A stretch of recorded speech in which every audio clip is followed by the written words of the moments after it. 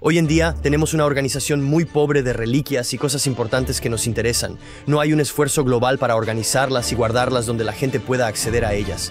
Ahora, hay otras entradas a la Esfinge. Hay una en la grupa, en la espalda, hay una en la cabeza. Pero la que está debajo de la garra fue la que se demostró que tenía la mejor evidencia de ser un túnel que llevaba a alguna parte, y se habla mucho de que supuestamente hay como una biblioteca antigua debajo de ella y todas esas cosas, pero es terrible pensar que encontrarían esas cámaras subterráneas, las identificarían y en vez de explorarlas, construirían encima y las bloquearían.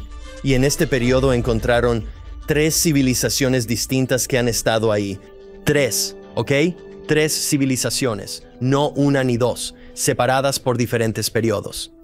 El estrato 1, el más antiguo, está bajo una enorme capa de inundación, como describen las tablillas.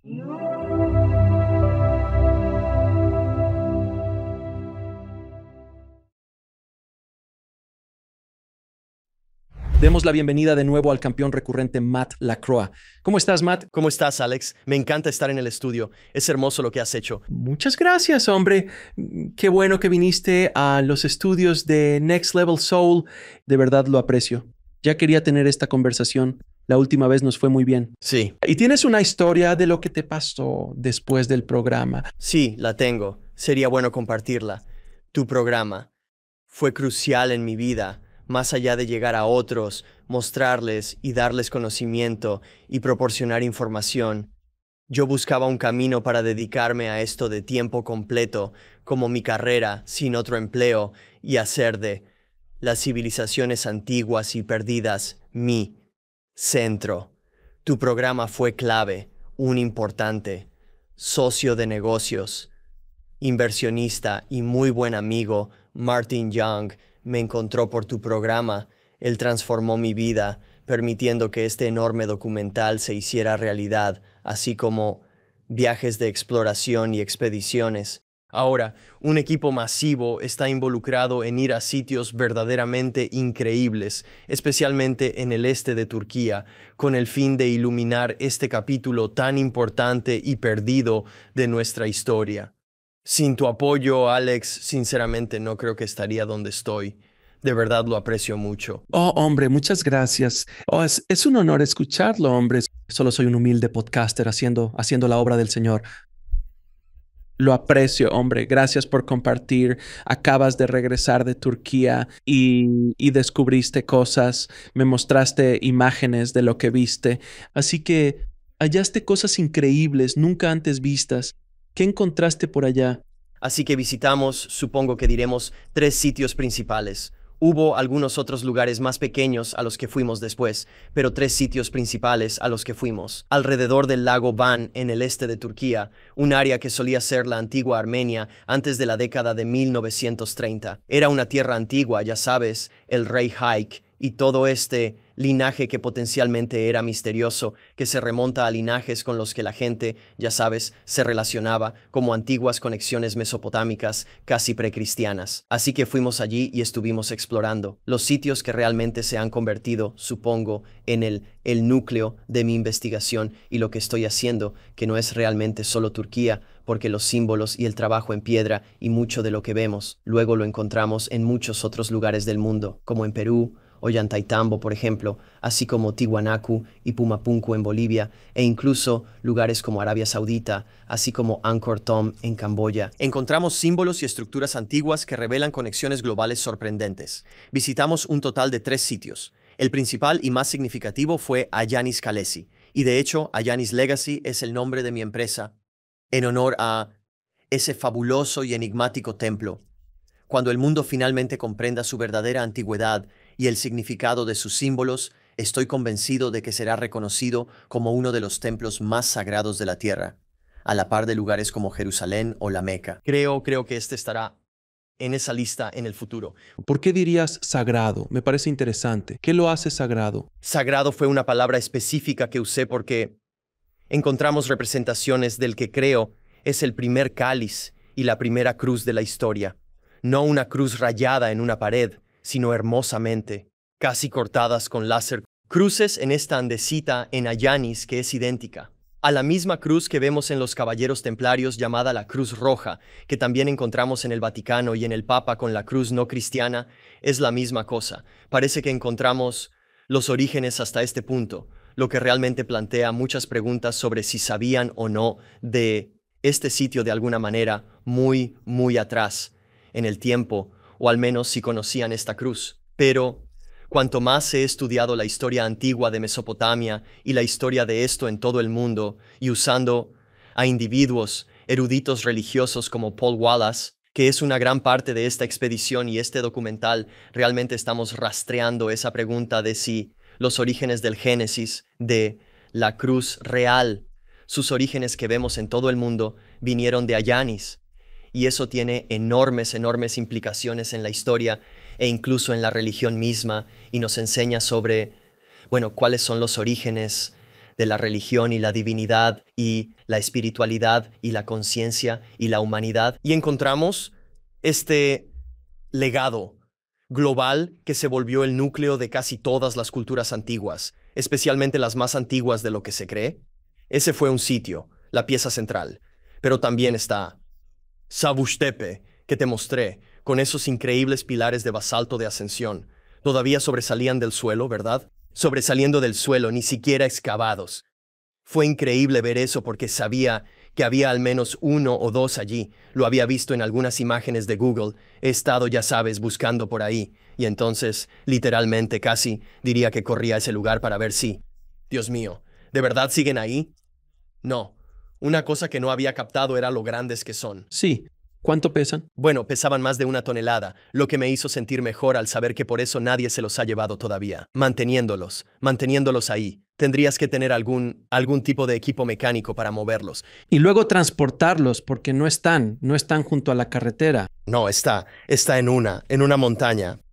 Puedes conducir, pero tienes que subir caminando. Ese fue el segundo sitio, y el tercero que te mostré es alucinante, especialmente si consideras el estado de los sitios arqueológicos, Kef Kalesi, donde debes caminar literalmente 2 millas por terreno accidentado en las montañas hasta este sitio, que ha sido excavado en menos de un 5%. Menos del 5%. Todo el mundo está hablando de Göbekli Tepe y de que solo se ha excavado una cierta cantidad. Creo que ese está mucho más excavado que este, especialmente cuando ves imágenes y ves estos gigantescos pilares y bloques de basalto como que sobresaliendo del suelo. Parece que estuvieras. Para mí, es como una novela de ciencia ficción, como si hubieras ido a un planeta y encontrado ruinas de una civilización antigua nunca tocada. Así, tal cual. Así es como se sintió esto. Es un lugar que parece perdido en el tiempo, olvidado por el mundo.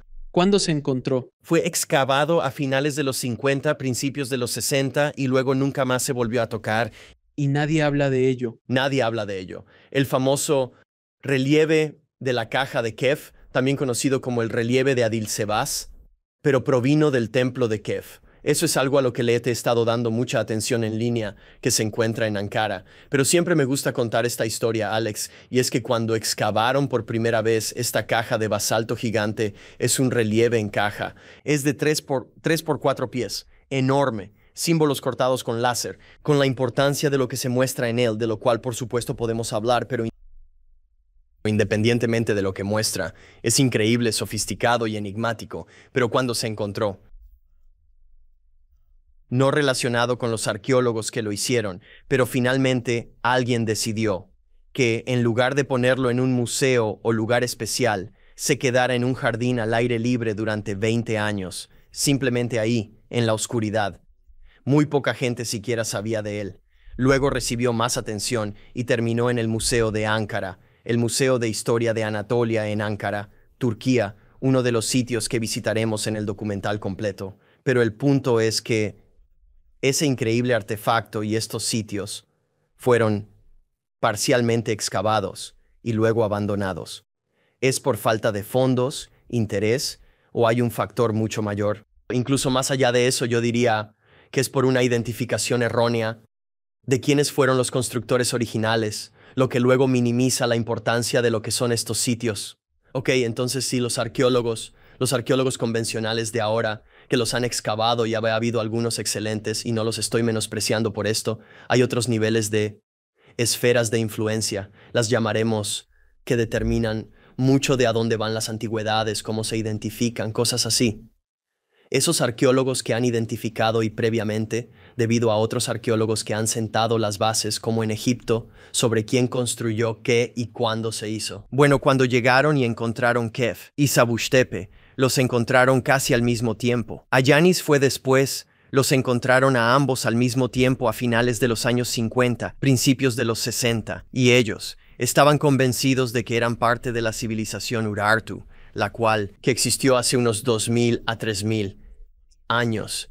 Para dar un poco de contexto a la gente, la civilización urartiana o Urartu era una cultura muy guerrera, muy similar a como los asirios de Irak, una cultura que tenía cierto interés en el conocimiento, pero parecía que gran parte de su cultura se centraba en ser un imperio y estar en guerra a veces y expandirse y hacer diferentes cosas que no estaban realmente relacionadas con lo más espiritual. Sí, más materialista, un mundo más materialista, sí. Los arqueólogos han estudiado la civilización Urartu a fondo y según ellos la entienden bien, ¿no? Se les clasifica como una cultura de la Edad de Hierro. Construyeron muchos tipos de cascos y lanzas de hierro. Y lo que construyeron es muy claro, eran muchas cosas bélicas. Y tomaron los símbolos y son los símbolos de los dioses que eran de la cultura anterior y los convirtieron en dioses de la guerra. Les cuento esto como marco para entender por qué sucedió. Tienes una cultura de guerra. Piensan que todos son dioses de la guerra. Ellos luego creen que los símbolos se relacionan con lo que los Urartu usarían. Lanzas, picas, cosas de guerra, ¿verdad? Cuando vieron el relieve de la caja de Kef Kalesi, ven los íconos y piensan más o menos. Incluso dijeron que esto es más o menos como lo parafraseo de los informes arqueológicos como, bueno, realmente parece una esfera de como el árbol de la vida, como una rama o un capullo del árbol de la vida. Pero nuestro arqueólogo anterior, que es el gran, ya sabes, el gran héroe de la arqueología de Turquía y la historia de Anatolia, fue Burni, es su nombre, Burnei. Burni identificó esto como picas y lanzas, así que supongo que son picas y lanzas. Imagina si tienes enseñanzas espirituales en el centro de todo. Cierto. Conoces el símbolo de la piña y el árbol de la vida que vemos en Sumeria y el mundo. Es este núcleo, y lo tenemos aquí. Se ignora. Porque se supone que los Urartu lo construyeron. Y, bueno, se parecen a picas y lanzas.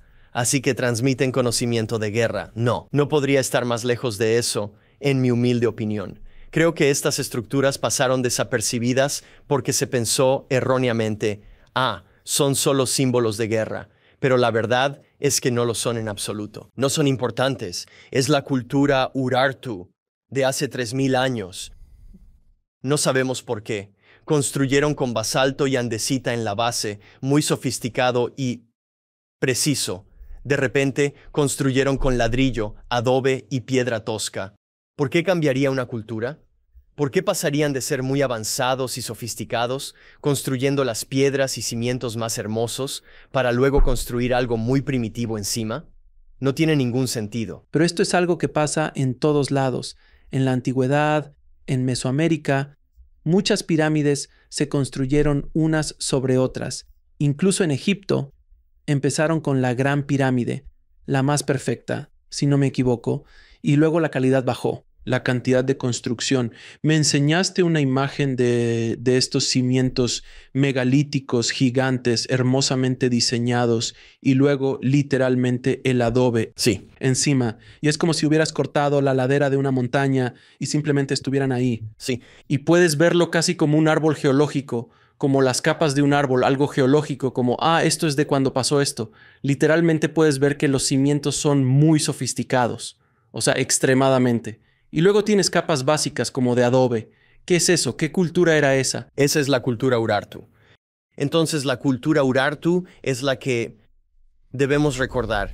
¿Qué tipo de cultura eran? Una de la Edad de Hierro. Solo tenían herramientas y medios a su disposición. O sea, si fueras a crear un templo increíble en como esos muros megalíticos, tendrías que tener artesanos supremos, ¿ok?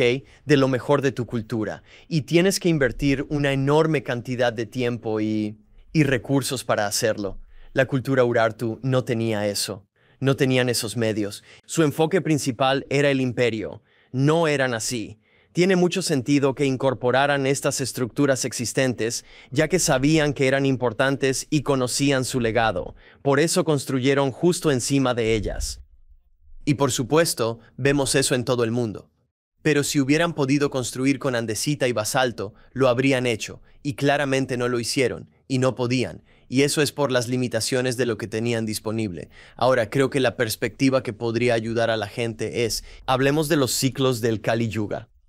Estás familiarizado con ellos. Se habla de cómo existen estos ciclos de niveles de conciencia en las civilizaciones. 24.000 años, sí. Se basa en este ciclo que imita como el gran año, y es este flujo y reflujo de ascender para alcanzar un lugar supremo, una edad de oro, y luego ser derribado hasta llegar a ser tan primitivo como una edad de hierro, y luego una edad de bronce, y luego una de plata, y luego, ya sabes, vuelves a una edad de oro, y es precisamente este ciclo de ascenso y de caída, y parece que todo esto encaja en eso de una forma extremadamente buena porque encontramos daños catastróficos en estos sitios. Catastróficos, de hecho, estamos viendo si Kef Kalesi podría tener uno de los mayores daños por vitrificación de todos. Entonces, ¿qué es la vitrificación? La vitrificación es un tipo de derretimiento de la piedra, y es extremadamente raro.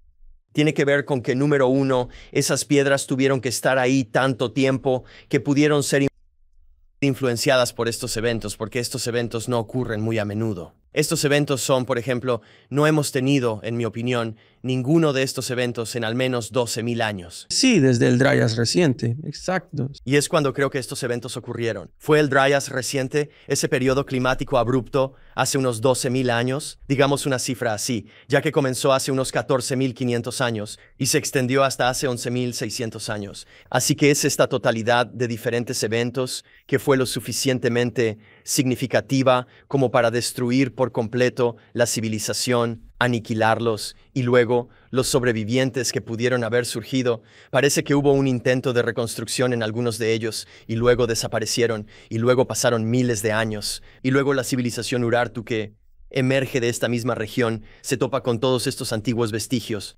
Y entonces es como, wow, y luego construye justo encima de ellos, y posteriormente los llaman Kalesi. Ok, ¿sabes qué significa Kalesi? ¿Y qué significa? Kalesi es fortaleza. Así que un antiguo templo de iluminación espiritual, la civilización Urartu los convierte en castillos y fortalezas, y entonces llegan los arqueólogos y dicen, son castillos. Así que toda la mentalidad sobre estos lugares ha estado tan sesgada que por eso no se han considerado importantes.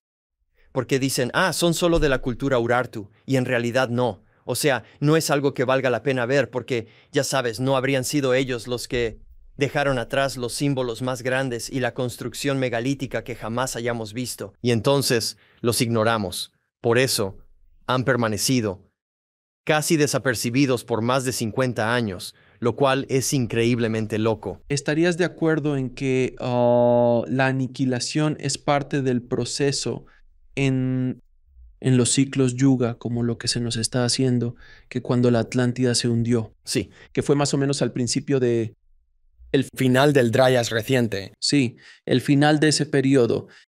Como parte del plan, esa información no puede sobrevivir. Debe ocultarse, porque si sobrevive, anula lo que debemos hacer. Sí. Así que se va hasta el fondo. Para perderse. Cierto. Y según entiendo, la Edad Oscura es lo peor. Cierto. Del 600 al 1000. En la Edad Media, puros animales. Unos salvajes absolutos, y ahí surge la religión. Necesitas una para controlar a los salvajes. Peleando entre sí. Sí, si haces eso, irás al infierno. Estas ideas y dogmas controladores porque los necesitabas. Y luego se convirtieron en algunos de los peores. Bueno, esa es otra conversación. Sí, ese es otro podcast completo. Sin duda. Pero luego resurge y puedes ver literalmente cómo hemos evolucionado. Sí. La velocidad de evolución desde 1776 hasta hoy, cuando nos independizamos. Sí, Como país en Estados Unidos hasta ahora son 200 y tantos años. No es, lo sé. son 300 años. No es nada, Nada, nada. lo sé. Y mira, solo en nuestra vida, ¿qué ha cambiado? Ay, Dios mío. Solo en nuestra vida. Yo viví antes de los controles remotos. Me acuerdo. O sea, todo era como los VHS en, ya sabes, con la tele. Soy mayor. Sí, sí. Yo viví cuando todo era, solo yo estaba presente. El internet apenas si hacía algo cuando yo empecé, cuando era joven. Cuando era joven, el internet fue creado solo para militares. Sí, Y era, ya sabes, las computadoras llenaban este cuarto. sí lo sé. Eso era una computadora de 8 megas. Un cuarto entero, sí. 8 megas llenaban este cuarto. Así que, de eso a esto. Lo sé. Tener toda la información que quieras del mundo al alcance de tu mano. Aceleración.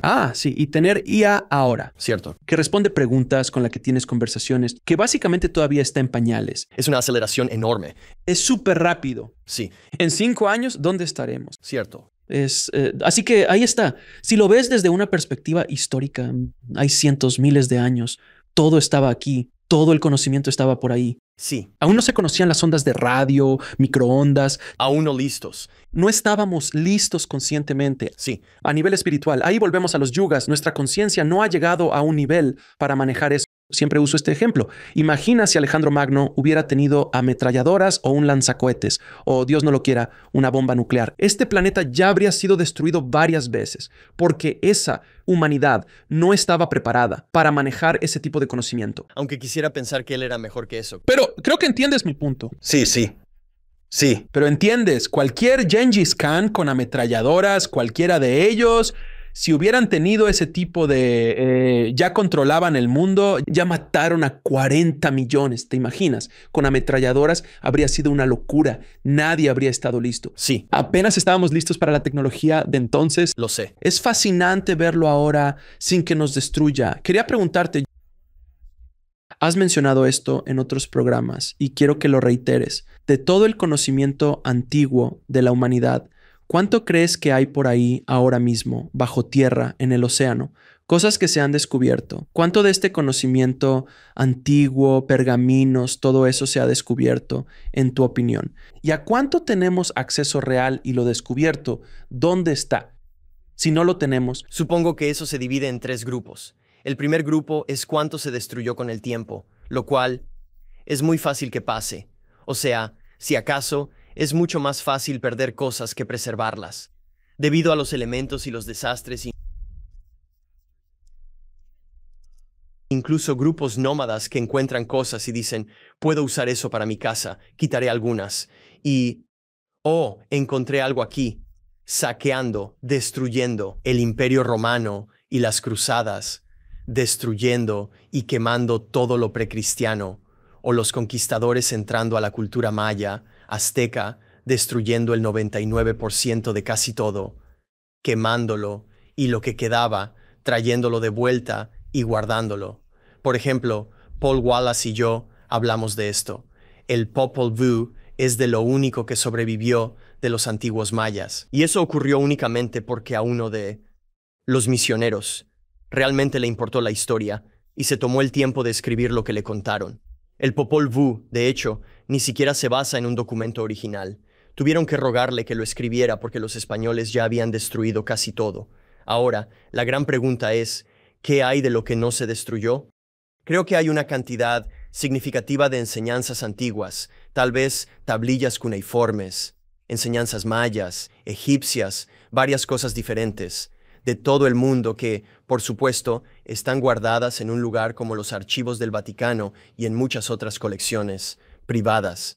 Colecciones privadas que permanecen algo desconocidas, a las que no tenemos acceso. Déjame darte un ejemplo. Cuando encontraron la Biblioteca Real de Asurbanipal en 1849 en Nínive, Irak, una de las bibliotecas antiguas más grandes y significativas. De hecho, se discutió que era potencialmente la biblioteca más grande jamás reunida en la historia. H. G. Wells de hecho la llamó la fuente de información histórica más valiosa del mundo. Esa biblioteca. Cuando la encontraron, hallaron entre 30,000 y 40,000 tablillas cuneiformes. Hasta el día de hoy, menos de 500 han sido traducidas. ¿Dónde está el resto? ¿A alguien le importa? ¿Hay control? ¿Alguien se pregunta a dónde fue la BA-249? ¿Sabemos a dónde fue la BA-243? ¿Y la BA-249? Me lo invento. La 249 es real. La 248, quiero decir, es real. Pero nadie revisa estas cosas. No hay nadie creando un catálogo u organizando todo para guardarlo. Bueno, todas estas tablillas están en el mismo lugar y organizadas. Tenemos una exhibición en el Museo Británico llamada La Biblioteca de Asurbanipal que contiene algunas de las principales. Pero ¿qué hay del resto? ¿A alguien le importa lo que todas estas cosas antiguas tan importantes que se dijeron? ¿Dónde están realmente y quién las tradujo? Hoy en día tenemos una organización bastante deficiente de reliquias y de todos esos objetos importantes. No existe un esfuerzo global coordinado para organizarlas adecuadamente y mantenerlas accesibles para todos. El mundo debería tener una base de datos donde la gente pudiera buscar cualquier cosa antigua, no importa qué, que haya un catálogo maya, azteca, olmeca. Claro, un catálogo mesopotámico, sumerio, donde puedan ver. No tenemos eso. ¿Qué haces si quieres encontrar algo? Bueno, oíste de ello en un libro o alguien escribió sobre eso. Luego te metes a internet y dices: quiero ver la traducción del mito de Adapa. Y te metes y encuentras un montón de cosas diferentes. No sabes dónde buscar. No sabes quién ha traducido qué. Algunas de ellas están mal traducidas. Es una mezcolanza de todo. Sí, es casi como si fuera una hazaña imposible, o lo han hecho realmente imposible, que la gente vaya y encuentre estas cosas. Déjame darte un ejemplo de eso, Alex, y lo digo porque no voy a hacer esa afirmación sin respaldarla. Antes de la expedición a Turquía, filmamos una parte del documental en el Museo Penn, específicamente en los archivos de Penn, porque ahí se encuentra un documento arqueológico muy importante que data de 1931. Cuando excavaron, encontraron la antigua ciudad sumeria de Shuruppak. Este documento detallaba una capa de inundación aluvial de 5 pies de espesor, justo encima de esta civilización, lo que coincidía perfectamente con la historia de un gran diluvio. La capa aluvial era estéril, sin nada. Justo debajo, en el estrato 1 sumerio, la mayoría de las cosas estaban esparcidas, rotas o ya no estaban, como si algo hubiera arrasado con todo. Coincide con todo eso. Fuimos a Penn, revisamos los archivos y lo filmamos como parte del documental, la primera parte antes de las demás. Y en el archivo tuviste la oportunidad de ver todos los registros y todo. Pero la segunda parte fue en el museo. Y entramos al museo, y algunas personas quizá no lo sepan, pero el Museo Penn tiene una de las colecciones de Mesopotamia antigua más importantes, aquí, en los Estados Unidos. Y resulta que alguien como yo, que ha estudiado tablillas cuneiformes obsesivamente por más de 15 años, veía tablillas y cosas allí y decía: sé lo que es eso, conocía su forma, la he visto en 1,000,000 de imágenes, la he insertado. Lo que fue realmente sorprendente para mí fue tablillas muy importantes como el Génesis de Eridu, ¿ok? La vi allí, en la misma exhibición, con un nombre genérico de la historia del diluvio. Alex, hay 6 juegos diferentes de tablillas sobre el diluvio. Ni siquiera tenía nombre. Junto a ella estaba una versión de la epopeya de Gilgamesh y otras. También había una versión de la lista real sumeria. Ninguna de ellas tenía nombre. Ninguna, ni siquiera estaban etiquetadas. Y tuve una conversación un poco confrontadora con el arqueólogo principal de allí. Y es un buen hombre, y yo, así que no quiero hablar mal de él, pero le preguntaba: bueno, ¿por qué el Génesis de Eridu, una de las tablillas más importantes jamás escritas, ni siquiera tiene una etiqueta? Y además, yo estaba con arqueólogos allí, y algunos de esos arqueólogos que se especializan en la historia antigua de Mesopotamia tampoco sabían lo que era.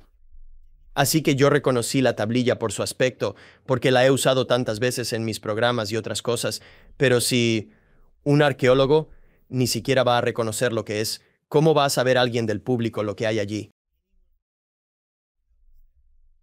Pero no lo harán. He tenido arqueólogos en el programa y gente que está en ambos lados.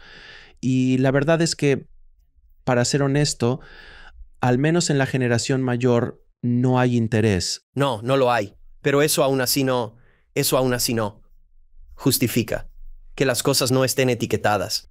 No, de acuerdo. Entiendo. No hay un clamor popular, ¿verdad? Nadie pregunta por la tablilla del Génesis de Eridu. Yo sí la busco, pero nadie tiene ni idea de qué estoy hablando. Claro. Obviamente. Pero me parece muy interesante que algo tan importante como eso. Y era la versión original, por cierto. Muchas de estas tablillas tienen versiones, están escritas como en babilonio y asirio después. Son copias de la original. Esta es la tablilla original del Génesis de Eridu, Alex. Ahí puesta sin nombre ni etiqueta, para que nadie supiera jamás lo que es. Nunca. Es como si pudiera desaparecer, y nadie se enteraría, y nadie lo sabría. Y aquí estoy yo, como estoy mirando y digo, oh, por Dios, ahí está la tablilla del Génesis de Eridu, y estoy haciendo todo este ruido y todo, pero a eso es a lo que nos estamos enfrentando, a un mundo en el que parece que estas cosas importantes han estado, como estos templos en el este de Turquía que acabo de mencionar, u otros, simplemente han pasado desapercibidos, no han recibido mucha atención, a la gente no parece importarle, y simplemente casi desaparecieron. Hasta que individuos como yo dijimos, espera un momento, ¿qué nos hemos perdido aquí? Esto es enorme, ¿verdad? Creo. Y creo que la audiencia, el público en general, su interés en la historia antigua está creciendo. El de los misterios antiguos es masivo. Es enorme. Si las cifras de nuestra última entrevista y otras entrevistas que hemos hecho y que he hecho en el programa sirven de indicación, la gente está fascinada con esto. Están fascinados y están siendo más educados ahora que nunca antes. Jamás. Sí. Quería volver al Vaticano por un segundo porque tuve la oportunidad de ir al Vaticano y fui al museo. Y mientras camino por ahí, sí, fui al Museo del Vaticano. Fue fascinante. Caminé por ahí y estaba como casi asqueado por la vergonzosa opulencia. Hay tanto que nunca había visto. Nunca he visto ningún museo con tantos artefactos. ¿Como cosas antiguas? De todo, de todo. Egipto, de todas las culturas, menos la suya. ¿Sabes? Era como un robo, pero un robo de identidad, de cultura, de todo lo que tenían. Sí, digo, obviamente ha sido robado. O sea, un saqueo, ¿no es así? Sí, obviamente. Los egipcios no dijeron, llévenselo. No lo hicieron. Todo fue tomado. El británico es uno y muchos museos del mundo. No señalemos a nadie. Todos lo tienen. Pero este tenía tantas cosas, tantas que tenían como cabezas antiguas, como bustos, cuando uno solo de esos sería la atracción principal de cualquier museo del mundo. Sí. Tenían miles de ellos y como era demasiado, fue absolutamente increíble. Así que estaba pensando como si esto es lo que nos muestran, ¿verdad? ¿Qué es lo que saben? No puedo ni imaginar lo que tienen escondido. Los archivos Lo harían. No te dejan. Ni siquiera lo intenté. No intentaste correr. No fue así. No hay un letrero que diga por aquí a los archivos. O solo era el museo, el Vaticano, por ejemplo. Entras corriendo. Sí, exactamente eso. El Santo Grial.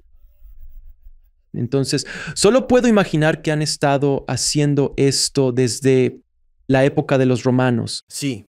Porque siempre he dicho esto, es casi vergonzoso para mí cómo me di cuenta de eso cuando estaba en Roma, que era la Iglesia Católica Romana. Nunca había pensado realmente en Roma. Roma no murió, Alex. Lo entiendo, pero el Imperio Romano murió. Se volvió la Iglesia Católica, Constantino y todo eso. Se hizo el Imperio Bizantino, lo adaptaron. Sí, todo. Y luego El Sacro Imperio. todos se hicieron cristianos porque este rebelde empezó a causar problemas. Constantino era un tipo malo. Sí. Pero lo cambiaron al cristianismo porque dijeron, esto de Jesús no va a desaparecer. Hay que subirse al carro. Totalmente. Antes eran paganos y se hicieron cristianos. Claro, 400 años después matan gente si no eres cristiano, exacto. Pero 100 años antes ellos... Como que mataban a la gente si eran cristianos. ¿Ves a lo que voy? Digo, el Imperio Romano, recuerda que estuve en el Coliseo, por eso arrojaban a los cristianos a los tigres y leones. O sea, eso era... Así que fue fascinante. Y lo más grande que dije cuando estaba sentado, estaba parado justo en medio del Vaticano afuera, viendo San Pedro y todo, dije, esto no tiene nada que ver con Jesús. No. No tiene nada que ver con nada que ese hombre haya dicho jamás. No. Todo esto es poder, todo es control, simplemente significaba, la opulencia en las paredes. Yo digo, No es de lo que trata la religión. no, ninguno de estos grandes maestros que tenemos aquí en la pared detrás, ninguno está cubierto de oro, diciéndoles, Dios me dijo que necesito un Learjet, páguenme. Eso pasa ahora. Pero lo más importante, Alex, es que todos enseñaban que el camino está dentro Somos nuestro propio Salvador, no esperamos uno externo, y eso es lo más destructivo, en mi opinión, que la Iglesia jamás hizo. Fue tener este grupo sumiso, que espera un Salvador y no se levanta para ser el suyo. Correcto. Sí. Y eso todavía, por eso la gente dice, blasfemas, tú no eres Dios. Y yo digo, claro que sí, lo somos. Exacto. ¿Cómo no decir eso? Somos pedazos de Dios o la fuente o lo que sea. Fractales de la fuente. O sea, fractales de la fuente. Estamos hechos por Él. Somos parte de esto. Todo aquí, la roca, esta pared, este micrófono, todo es parte de ello. ¿Sabes? Somos un co-creador de esto porque alguien inventó esto. Alguien inventó esta tecnología. La ensambló, es una co-creación. A mí se me ocurrió la idea de este estudio y fue traído a la vida por el esfuerzo y la colaboración de otros también como tú. Llegar a millones. Y ahora podemos llegar a millones en todo el mundo con él. Así que es fascinante para mí cómo la gente no es consciente de que tiene el poder dentro de sí misma. Lo sé. Y es algo que fue enseñado por los antiguos, especialmente en el Oriente. Pero esa es una de las cosas que más nos limita como sociedad. Sí, Es como ciertos grupos religiosos e individuos nos impusieron ese paradigma que no podemos convertirnos en nuestro propio Salvador y levantarnos, luchar y tener potencial ilimitado. sí. Simplemente tener esta actitud de, bueno, ve a trabajar, haz esto y cierra la boca. Si no hablas, blasfemas, cállate y haz lo que te dicen. No hagas preguntas. Eso ya está desapareciendo. Finalmente. Y finalmente estamos en un lugar donde nos quitamos estas cadenas que nos frenaron tanto tiempo. Sí, la nueva generación que viene simplemente no se la compra. No están creyendo en... Es genial, ¿no? Es fantástico de ver porque veo a mis hijos, veo a la generación más joven en sus 20s que no van a trabajar 40 años por un reloj de oro y si los despiden no van a la religión. Esto no tiene sentido. Como que los viejos paradigmas se colapsan. Todo se resquebraja, todo desaparece en 100 años. Las instituciones, bueno, ya vemos las grietas. O sea, la Iglesia Católica Romana cuando yo era niño era lo más poderosa que te puedas imaginar. No podías ni verla feo. No había nada malo Sí, que se pudiera hacer y eso, afortunadamente, ha cambiado. Otras organizaciones e incluso el gobierno. Creo que con Nixon fue la primera vez que todos se preguntaron, ¿espera nuestro gobierno? claro, se dieron cuenta. Es como que hay algo más aquí, ¿sabes? O JFK, lo de JFK, eso. Y él como que, ¿sabes? Hubo un tiempo en que eso fue un despertar para los estadounidenses y para el mundo.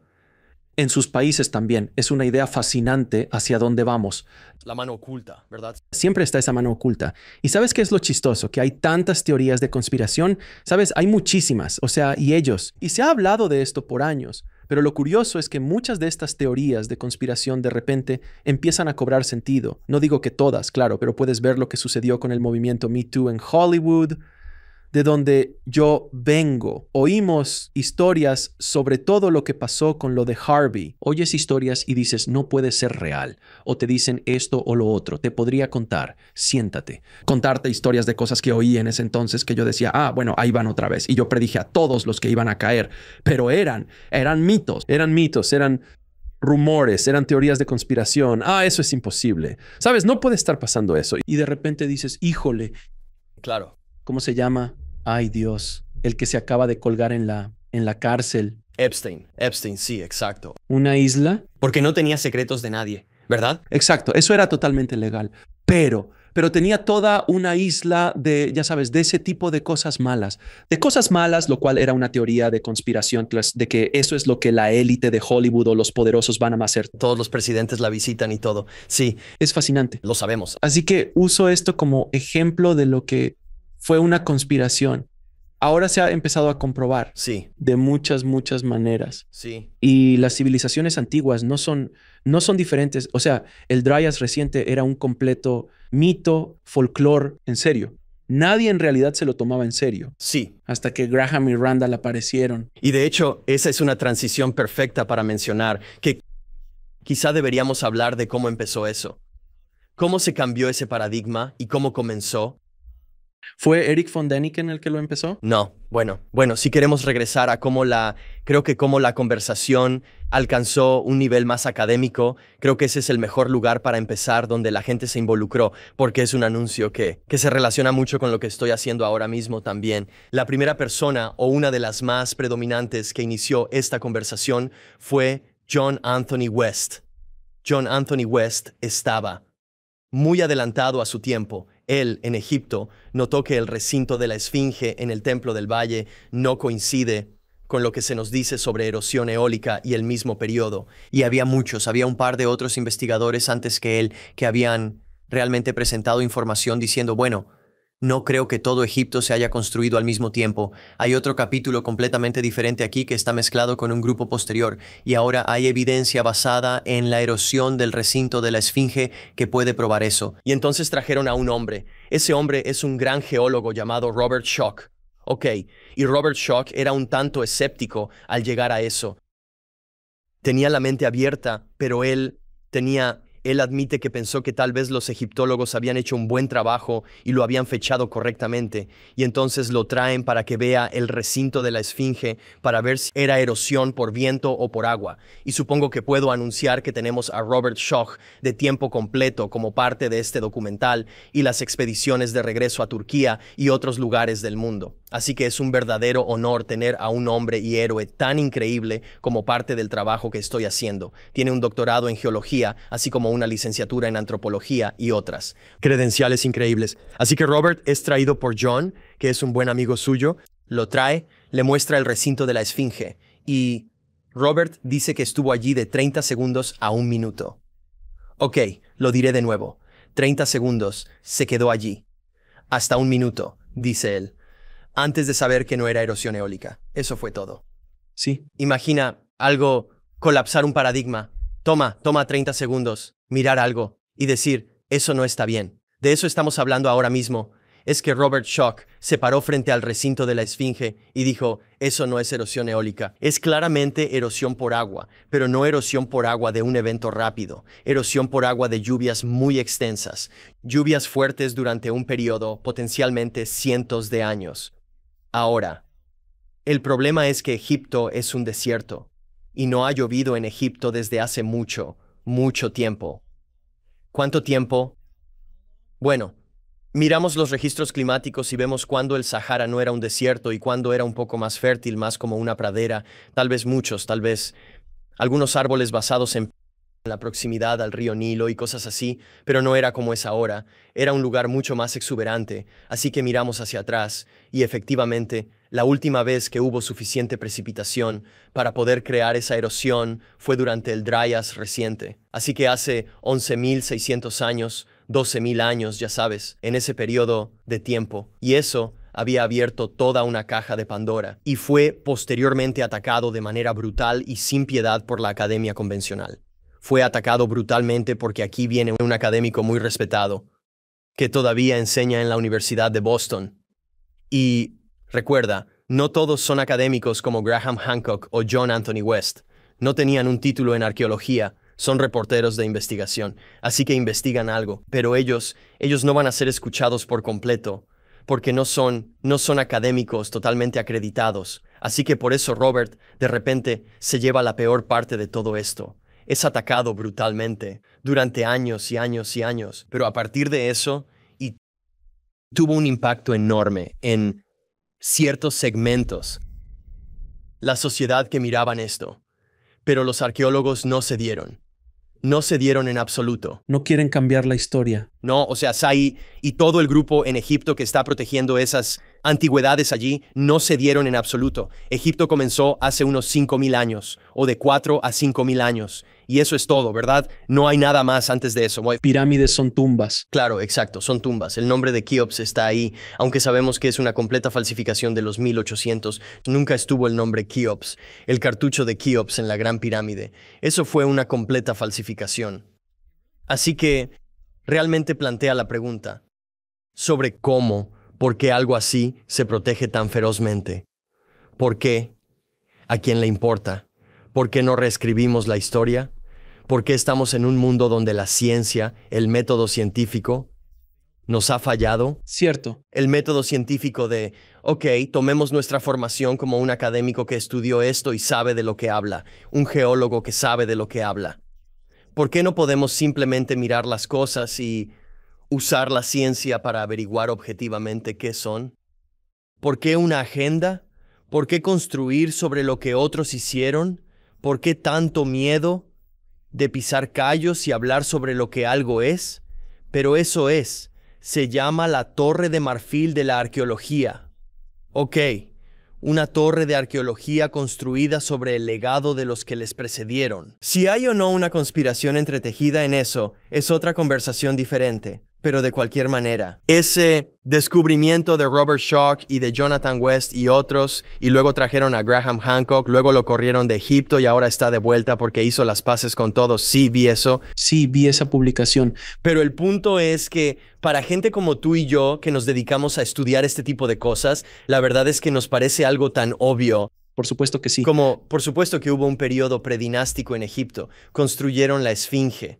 Y las grandes pirámides, el Templo del Valle y todas estas cosas, Tanis, el Osirion y el Serapeum, todo esto fue construido por esta antigua civilización perdida en Egipto, esta cultura predinástica, y luego fueron aniquilados. Puf, cierto. La civilización de Ararat de la que hablo, en la región del lago de Van con Ayanis y Kef, es aniquilada y otra. Cultura llega miles de años después. Son primitivos. Sus mentalidades no son las mismas. Escriben un montón de grafitis en todo. En forma de jeroglíficos. Cierto. Retallan la cabeza de la esfinge.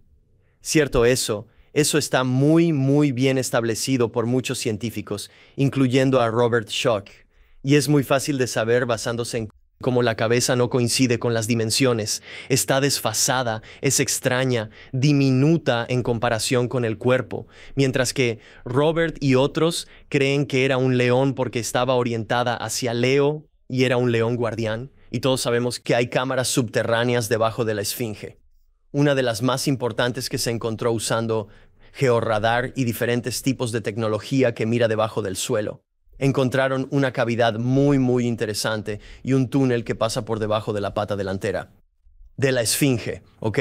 Ahora hay otras entradas en la esfinge, una en la grupa, otra en la cabeza, pero la de debajo de la pata. Mostró la mejor evidencia de ser un túnel que conducía a alguna parte. Y se habla mucho de una biblioteca antigua supuestamente debajo y otras cosas, pero es terrible pensar que encontrarían esas cámaras subterráneas y las identificarían, y no solo no las explorarían, sino que construirían encima y las bloquearían. Lo que pasó, construyeron un cercado alrededor de la esfinge, era de madera, lo bloquearon, y nunca bajaron. ¿En serio? Oh, sí, y todo el asunto fue como, shh. Eso nunca pasó, ya sabes, y recuerdo tantas veces que encontraron estas cámaras subterráneas, no en una sino en múltiples ocasiones en los últimos 15, 20 años, encontraron cámaras subterráneas no solo bajo la Gran Esfinge, sino bajo la Gran Pirámide. Y no se exploran, o han sido exploradas y no hemos visto lo que hay. Es un ejemplo de lo que hablamos. Claramente hay un manejo de antigüedades. Llamémoslo un manejo de antigüedades, para lo que se nos permite ver y lo que se nos... Shh. ¿Por qué? No. ¿Por qué? Eso nos lleva a la pregunta de ¿por qué la doctrina de la arqueología está tan protegida? ¿Qué pasaría si interrumpiéramos esa doctrina? Creo que tiene implicaciones más grandes de las que se le atribuyen. ¿Por qué no permitir que la verdad salga a la luz? Bueno, imagina si la sociedad y civilización que conocemos fuera entendida o con las masas informadas. Entonces todos dirían, Dios mío, por fin lo acepto. La gente no lo acepta si no se anuncia oficialmente. Dicen, eso es divertido, tal vez, pero ya sabes. Hasta que haya algo dentro. Por eso siempre digo, hasta que el alienígena aterrice en el jardín de la Casa Blanca y diga, hola chicos. Exacto. No lo harán. E incluso entonces dirán, eso no es VFX. Espera un minuto. Así que creo que de lo que estamos hablando aquí es de un paradigma que existe. Un paradigma muy cuidadosamente creado que se remonta en realidad a Constantino y el Sacro Imperio Romano. Esa era más una fecha bíblica de 6.000 años. La Tierra solo tiene 6.000 años y Las civilizaciones emergieron, surgieron, lo que sea. Esas suelen ser fechas bíblicas que se asocian con el periodo de 6000 años, pero ahora mismo se supone que no hay civilizaciones que no se conozcan que fueran civilizadas. Una civilización que haya construido estructuras o artefactos complejos más allá de hace 6000 años. No existe. Antes solo eran cazadores-recolectores nómadas. Sí, fueron los nómadas los que lo hicieron. Sí, dijeron, esto está chido. Construyamos un templo astronómico aquí, usemos recursos y construyamos piedras, megalíticas gigantes con constelaciones y todo. Y hay un montón de cosas que no. O sea, la mayor parte aún no se ha encontrado. Pero ese es el punto, que tenemos una doctrina que se protege ferozmente. Cualquier cosa tiene que encajar ahí, porque si no, hablemos de lo que pasaría. Todo se viene abajo. Esto es en ciencia, medicina, tecnología, es en todo. En lo divino. Incluso en comprender nuestra propia divinidad. Ah, sí. No viniendo de un lugar primitivo, sino de un lugar casi divino y luego cayendo a un lugar muy primitivo, olvidando todo, perdiendo lo que sabíamos y teniendo que empezar de nuevo, pensando que estamos en la cúspide de nuestra civilización, y yo diría que no lo estamos. Dios. Diría que estas civilizaciones anteriores que construyeron, cosas como Sacsayhuamán, Ollantaytambo, Cusco, Tiahuanaco, Pumapunku, las grandes pirámides, la Esfinge, Baalbek, Líbano, Ayanis, Kefkalesi y muchas otras, son parte de un capítulo perdido que ni siquiera consideramos. Pero también, Tosu, eso pondría la evolución de cabeza. Lo haría. Plantearía preguntas sobre todo nuestro camino y cómo llegamos aquí, y sobre qué nos llevó a esto, y por qué parece que venimos de un lugar espiritualmente más puro, y que cayó a un lugar que está muy desconectado. Déjame preguntarte esto. Lo que nos lleva al siguiente tema, que es el concepto de los Anunnaki. Fascinante. Me encantan los Anunnaki. Creo que es una narrativa fascinante. Me encantan estas historias. En el texto sumerio, ya lo mencionaste, nunca hablamos de eso en el programa. La tablilla de reyes. La lista real sumeria. Y también hay otras como la lista de reyes y sabios de Uruk. Claro. Explícale a la gente. ¿Qué es eso y qué tan antiguas son las historias o la lista de la que hablan? O sea, ¿qué tan atrás se remonta? Sí, y yo ni siquiera uso solo esos. Uso una combinación de muchos otros. Textos también. Pero se remonta a... Puedo volver a la excavación de Churupac de 1931 porque sienta las bases de la historia. Excavaron a una profundidad de 17 a 20 pies. En este periodo encontraron 3 civilizaciones distintas que han estado allí. 3, ¿ok? 3 civilizaciones, no una ni 2. Todas estaban separadas por diferentes periodos. Y lo que identificaron como estrato 1 fue el más antiguo, y está debajo de una capa de inundación masiva, tal como se describe en las tablillas. Bueno, en la lista real sumeria y la lista de reyes y sabios de Uruk e incluso la lista de reyes de Beroso, que salió de Babilonia, describen una época muy antigua, o sea, tan antigua que ni siquiera durante la época de Gilgamesh. Eso es lo interesante que piensa en Gilgamesh, ¿no? Un antiguo urbano de Uruk. Este rey busca la inmortalidad y tenemos sus tablillas, pero en la epopeya de Gilgamesh va a buscar la inmortalidad de este legendario rey sacerdote sumerio, Ziusudra, de una época totalmente diferente. Lo encuentra en un viaje al inframundo y ya llegaremos a los Anuna y Anunnaki, pero lo encuentra y le dice: quiero buscar esto, quiero encontrar los secretos de la inmortalidad. Y me encanta esto porque Ziusudra dice: oh Gilgamesh, soy de una época muy anterior a que la memoria de tu pueblo siquiera existiera. Así es, lo dice Gilgamesh. Sí, pensamos que Gilgamesh en esa época es muy antiguo. Él dice: soy de una ciudad llamada Churupac. Dice que es una época muy anterior. Dice que fue una época donde los dioses caminaban entre los hombres, que los Anunnaki estaban en nuestro reino. Era como parte de nuestros templos y donde vivíamos era como muy diferente a como es ahora. Y afirma que Churupac, de donde él era, no era de la misma época que Gilgamesh. Dice, habla de cómo era de una época tan anterior que sería como si nosotros fuéramos de la época de Gilgamesh. Es como si nosotros tratáramos de considerar el pasado antiguo para él. Así de antiguo es. Ok, Y entonces están estas diferentes sagas que han ocurrido con el auge y la caída de diferentes civilizaciones. Bueno, eso es exactamente lo que dice la lista real sumeria. Y exactamente como dice la lista de reyes y sabios de Uruk, dice que están las 5 ciudades originales que fueron creadas. 5 ciudades creadas en la antigua Sumeria a orillas de los ríos Éufrates y Tigris. Y ese fue el principio de todo. Afirma que los Anuna, que por cierto, el nombre original de los Anunnaki en sumerio era Anuna. Ahora, el término Anunnaki fue un término acadio o asirio que vino después. Esencialmente significan lo mismo, pero afirman que había lugares divinos, escogidos, elegidos, donde pusieron lo divino. Construían con ladrillo. Entonces, no usaban piedra megalítica por alguna razón. Hablaban de poner ladrillos en lugares puros y crear a la humanidad en este jardín para que existiera. Aquí es donde ha habido muchas cosas en línea, porque publiqué algo recientemente sobre los orígenes de la humanidad, nuestros propósitos, por qué fuimos creados y todo eso. Te encuentras con muchas vertientes como la de Zecharia Sitchin, que se mete en una onda de esclavos mineros de oro, con la que no estoy de acuerdo. No creo que ninguna de esas traducciones sea precisa, porque encuentro que hablan de una historia de hacer el trabajo de los dioses, pero creo que eso se entiende como esclavitud y no lo es. ¿Ok? Ok. Entonces, de nuevo, volviendo a la lista real sumeria y la lista de reyes de Uruk, para mantenernos ahí por ahora, hablan de estas 5 ciudades originales, empezando con Eridu y terminando en Shuruppak. Shuruppak fue la última. Y que durante esa época, durante esos tiempos, los linajes de la gente, y no es solo en la lista real sumeria o en una lista de reyes y sabios en Babilonia, sino que lo ves en cosas como el Génesis y en textos hebreos antiguos que hablan de, como Enoc, hablan de ellos y el mito de Noé, de vivir por cientos y cientos de años, como 500 años, 700 años, tal vez hasta 1000 años. Y habla de esta gente antigua que existía, que son muy diferentes a nosotros, que vivían enormes cantidades de tiempo.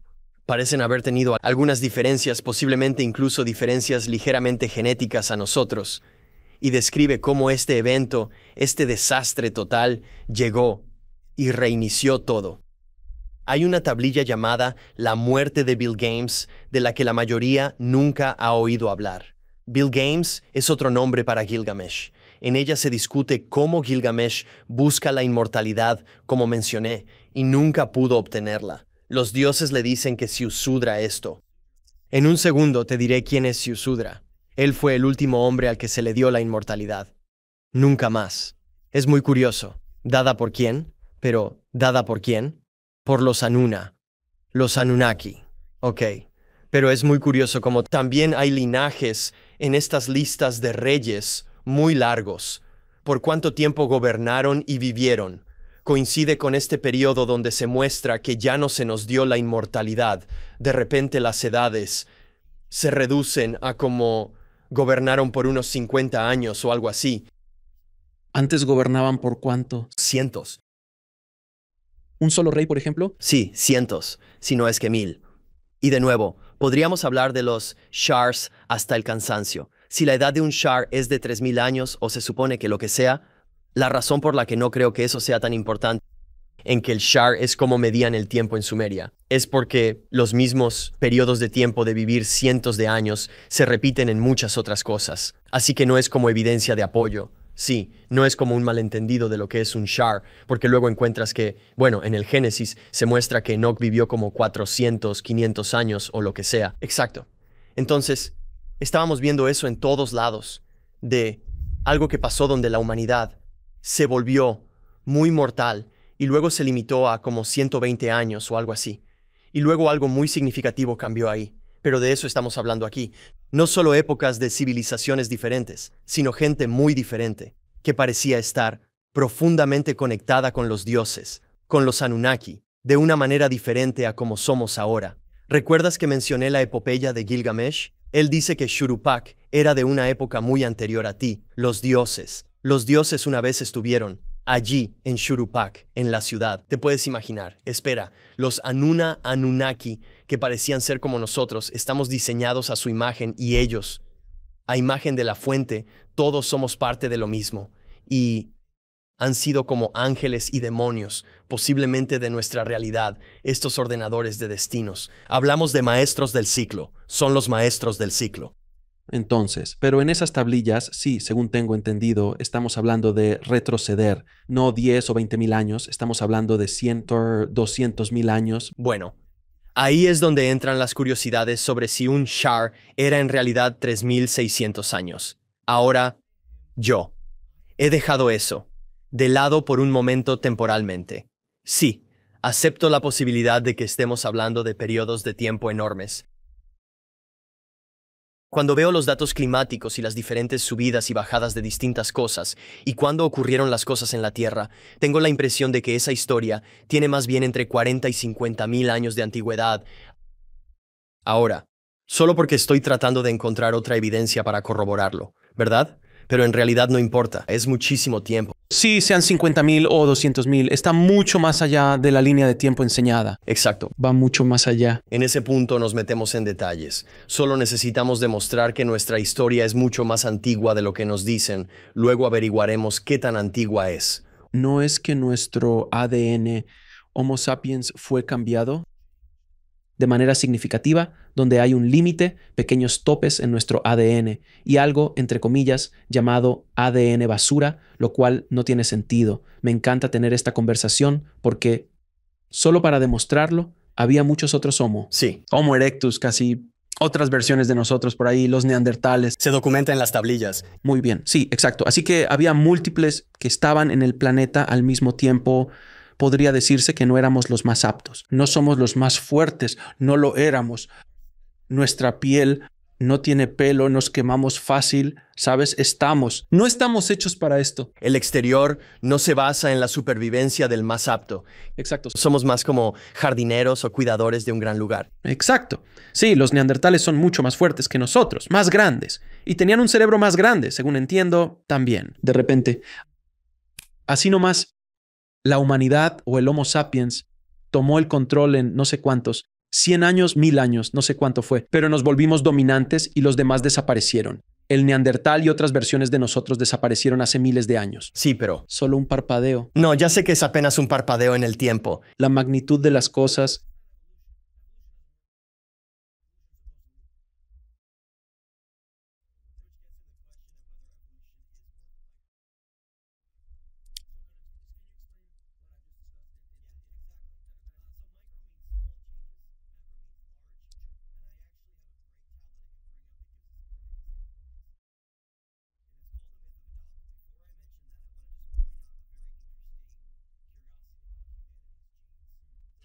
Eso no es evolución, no es tan rápido. La evolución es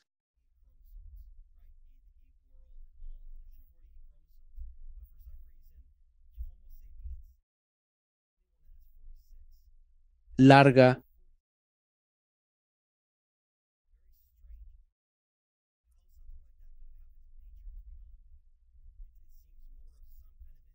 Y lenta.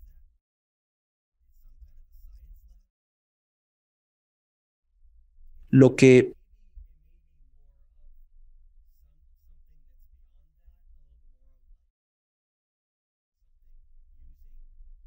Poderes o cosas que no entendemos.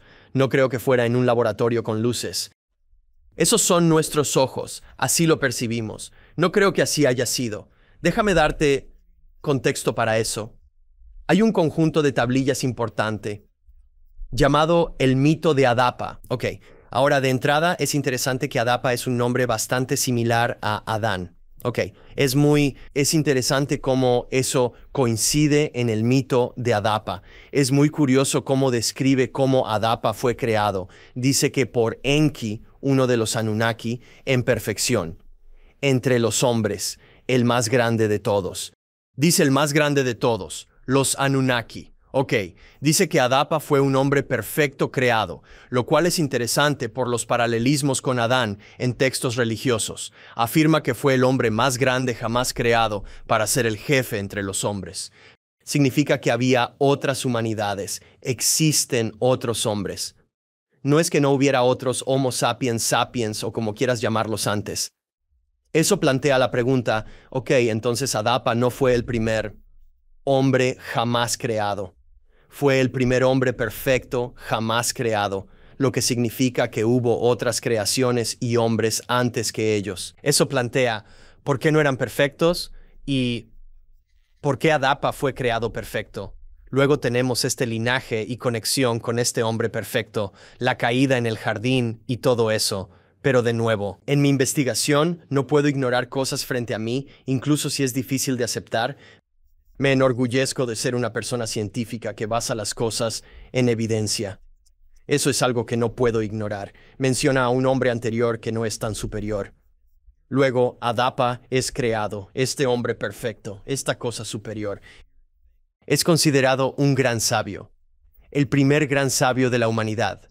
Lidera a los Apkallu, un grupo de 7 sabios, 7, igual que los maestros del ciclo y el espectro de luz visible.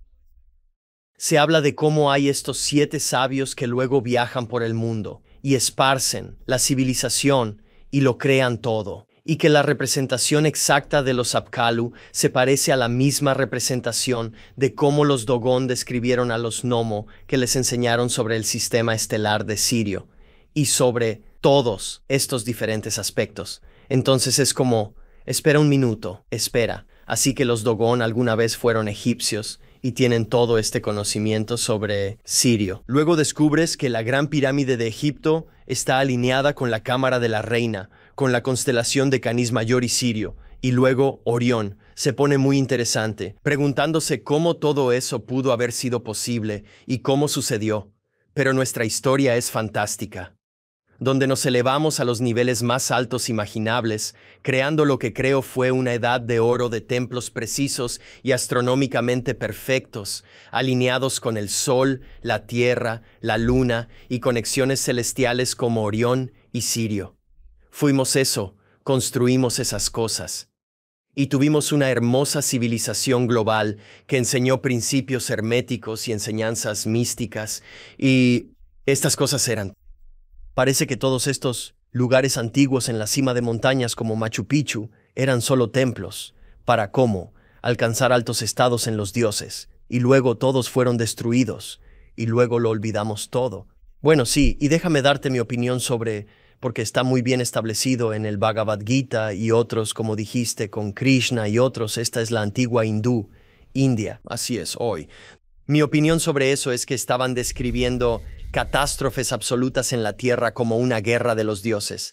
Ahora, en cierto modo, más o menos lo fue.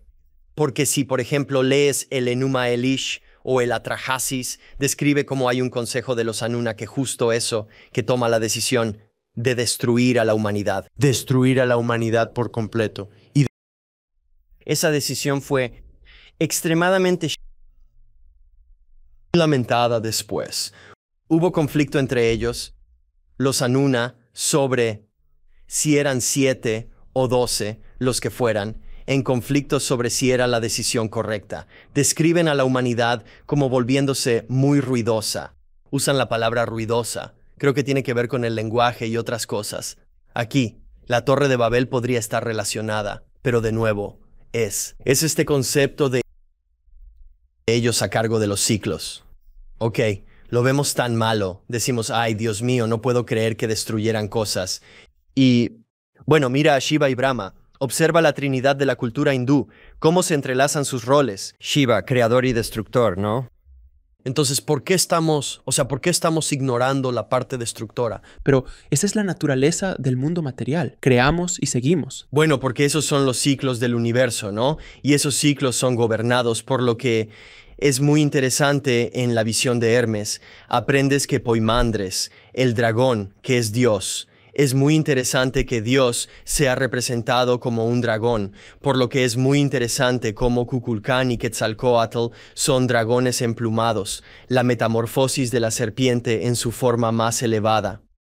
Ok, alas.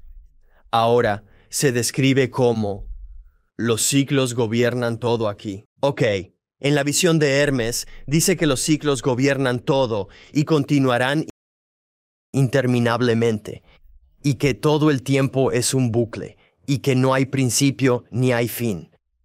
No lo hay. Solo nos dejamos llevar. Se repite, lo que Significa que entramos en nuestra edad de oro. ¿Cuánto tiempo estuvieron en una edad de oro? Nuestra anterior. No los Anunnaki, nuestra civilización anterior aquí, la que construyó las pirámides y todo de lo que hablo en el lago Van. Creo que su edad de oro fue de 18,000 años. Que si pensamos que es poco, imagina todo lo que la humanidad ha hecho en 500 años. Totalmente cierto. Ahora imagina si tuviéramos una edad de oro que durara de 18,000 a 20,000 años. Los videojuegos eran muy, muy buenos. Construyeron las cosas más increíbles. Claro, pero aunque vivieron vidas piadosas, espiritualmente ascendidos y superiores, creo que en este juego solo se nos permite alcanzar un cierto nivel antes de que nos derriben. No se supone que eso sea una declaración para infundir miedo. Eso no significa que nos vayan a derribar pronto. No, quiero ser claro sobre eso. Solo significa que hay un juego sin fin aquí que se basa en algo muy específico, Alex. Sí. Se basa en el crecimiento de las almas, en reinos espirituales físicos y no físicos. Parece que somos almas de todo el universo y lo creado aquí es solo una escuela. Es como cuidar el jardín, cierto. Estás cuidando el jardín aquí, pero el problema es que olvidamos que somos jardineros. Cierto. Lo olvidamos por completo, ensuciamos y destruimos este planeta. No nos damos cuenta de que es un planeta de cristal sagrado, uno de los planetas de vida más importantes, creo, del universo. Desde el punto de vista de un alma, la humanidad o la Tierra está pasando por ciclos, constantemente pasa por ciclos. Y si estás, digamos, en el cielo, así como el sol. Exacto. Sí, estamos en el cielo. Digamos que uso eso en el reino espiritual. Miramos hacia abajo y decimos, ay Dios, necesito aprender esta lección o esta lección. Cielos, si la quiero bien difícil, tendré que esperar a que el mundo vuelva a la oscuridad. El momento justo, ¿no? Sí, es casi como el avioncito. Dices, ok. Y ahora, ¿sabes? Quiero estar ahí para cuando nazca el internet. Quiero aprovechar eso. Voy a poder, quiero aprender qué es ser famoso, pero eso no va a estar disponible para mí en los 1700, no como lo estará a principios de los 2000 cuando me meta a TikTok o YouTube o algo así. Uso esto como ejemplo para entender cómo la fama cómo trato la fama. Quiero aprender sobre la fortuna. Quiero perderlo todo. Todo está planeado. Quiero perderlo todo porque lo hice. Llego tan lejos que voy a perderlo todo. Quiero ver cómo puedo recuperarme. Esto es una escuela. Es constante. Si dices que estamos en un ciclo, lo que tiene sentido, entras, aprendes, sales. Ok, ¿cuándo es el siguiente? Oh, Roma. Esa fue buena. Déjame ver. Ok, puedo entrar en Roma. Entraré en ciclos en Roma. Los egipcios serán ciclos y todo ese tipo de cosas como almas, reencarnación, yendo y viniendo. Aprendes constantemente. Eso tiene mucho sentido para mí. Porque cuando dices que hay reglas que organizan todo este juego, eso es obvio para cualquiera que camina porque hay algo llamado gravedad. Sí. Esa es una regla. No puedes luchar contra ella. Hay una regla. Hay ciertas cosas que suceden que no están bajo nuestro control. No. Tú y yo nacemos, moriremos. Sí. El momento en que morimos, sabemos cuándo entramos, eso lo controlamos. Desde el otro lado decidimos cuándo, con quién y en qué circunstancias nacemos. ¿Cómo morimos? No sabemos qué es ni cuándo acaba el juego. Eso arruinaría todo. Imagina, hasta el 32 de septiembre. Claro. 32, escúchame. Pero tal vez en otro universo, el 22 de diciembre de 2079, es cuando te vas y eso es todo. Y te vas a divertir. Tienes hasta entonces para aprovecharlo. Si tuviéramos ese final, nos cambiaría el juego. No es divertido si sabes eso. Claro. Imagina si Mario sabe cómo pasar el nivel 2 y evita todo. Ya no es divertido. Necesitan que ese hongo gigante salga y lo aplaste para entender. Oh, debería. Ok, esa ya me la aprendí. Déjame volver con mi siguiente vida. Sí. Mi siguiente vida es un videojuego. Volvemos y lo intentamos. Así que no estoy degradando lo que vivimos como si fuera solo un videojuego. Pero lo es. Como muchos sabios, especialmente los de esta pared, dijeron, esto no debe tomarse tan en serio. No, es divertido. Es divertido. Por las experiencias cercanas a la muerte que he hablado y No es real. no es. Esto no es lo real. Ilusiones. Esto no es real en absoluto. Sí, Ahora, la física cuántica habla de eso. Mi película favorita, Matrix, lo puso en el espíritu de la época de una manera muy grande. Es simplemente fascinante sobre todo eso. Y por eso quería retomarlo, porque nunca han hecho esa pregunta. Pienso, todo esto de lo antiguo, ¿qué significa para nuestra alma? claro. Déjame hablar de eso un minuto. Lo primero es, veamos el antiguo Egipto. Descubrimos que la forma en que se juzgaba a las almas en el más allá Se muestra en muchas estelas o en murales donde muestran una balanza con una pluma y luego un corazón humano y mide el peso. Y si pesa más que la pluma, significa que tienes que volver de nuevo a este ciclo de encarnación. Como en cualquier escuela, algunas escuelas, a veces tienes que repetir grados. Oh, ¿sabes qué? No aprendiste lo debido. Escucha, no lo hiciste. No dominaste este grado. Vamos a hacerlo de nuevo y tal vez lo hagas bien. No pasa nada. Vamos. Cada quien progresa a su nivel. Creo que así son las almas. Parece que estamos en muchos niveles diferentes aquí.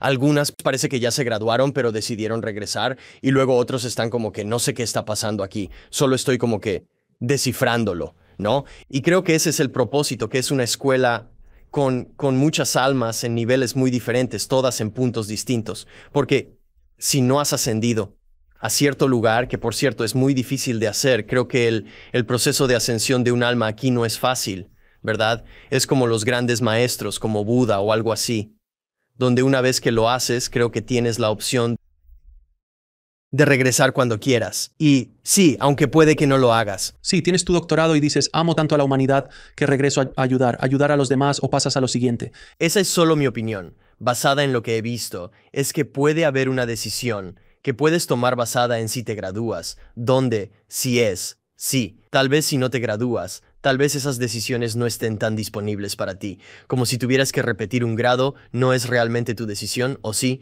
dices tengo que repetir ese grado, ahí es donde entra. Quiero dar un ejemplo de cómo creo que se rigen estos ciclos.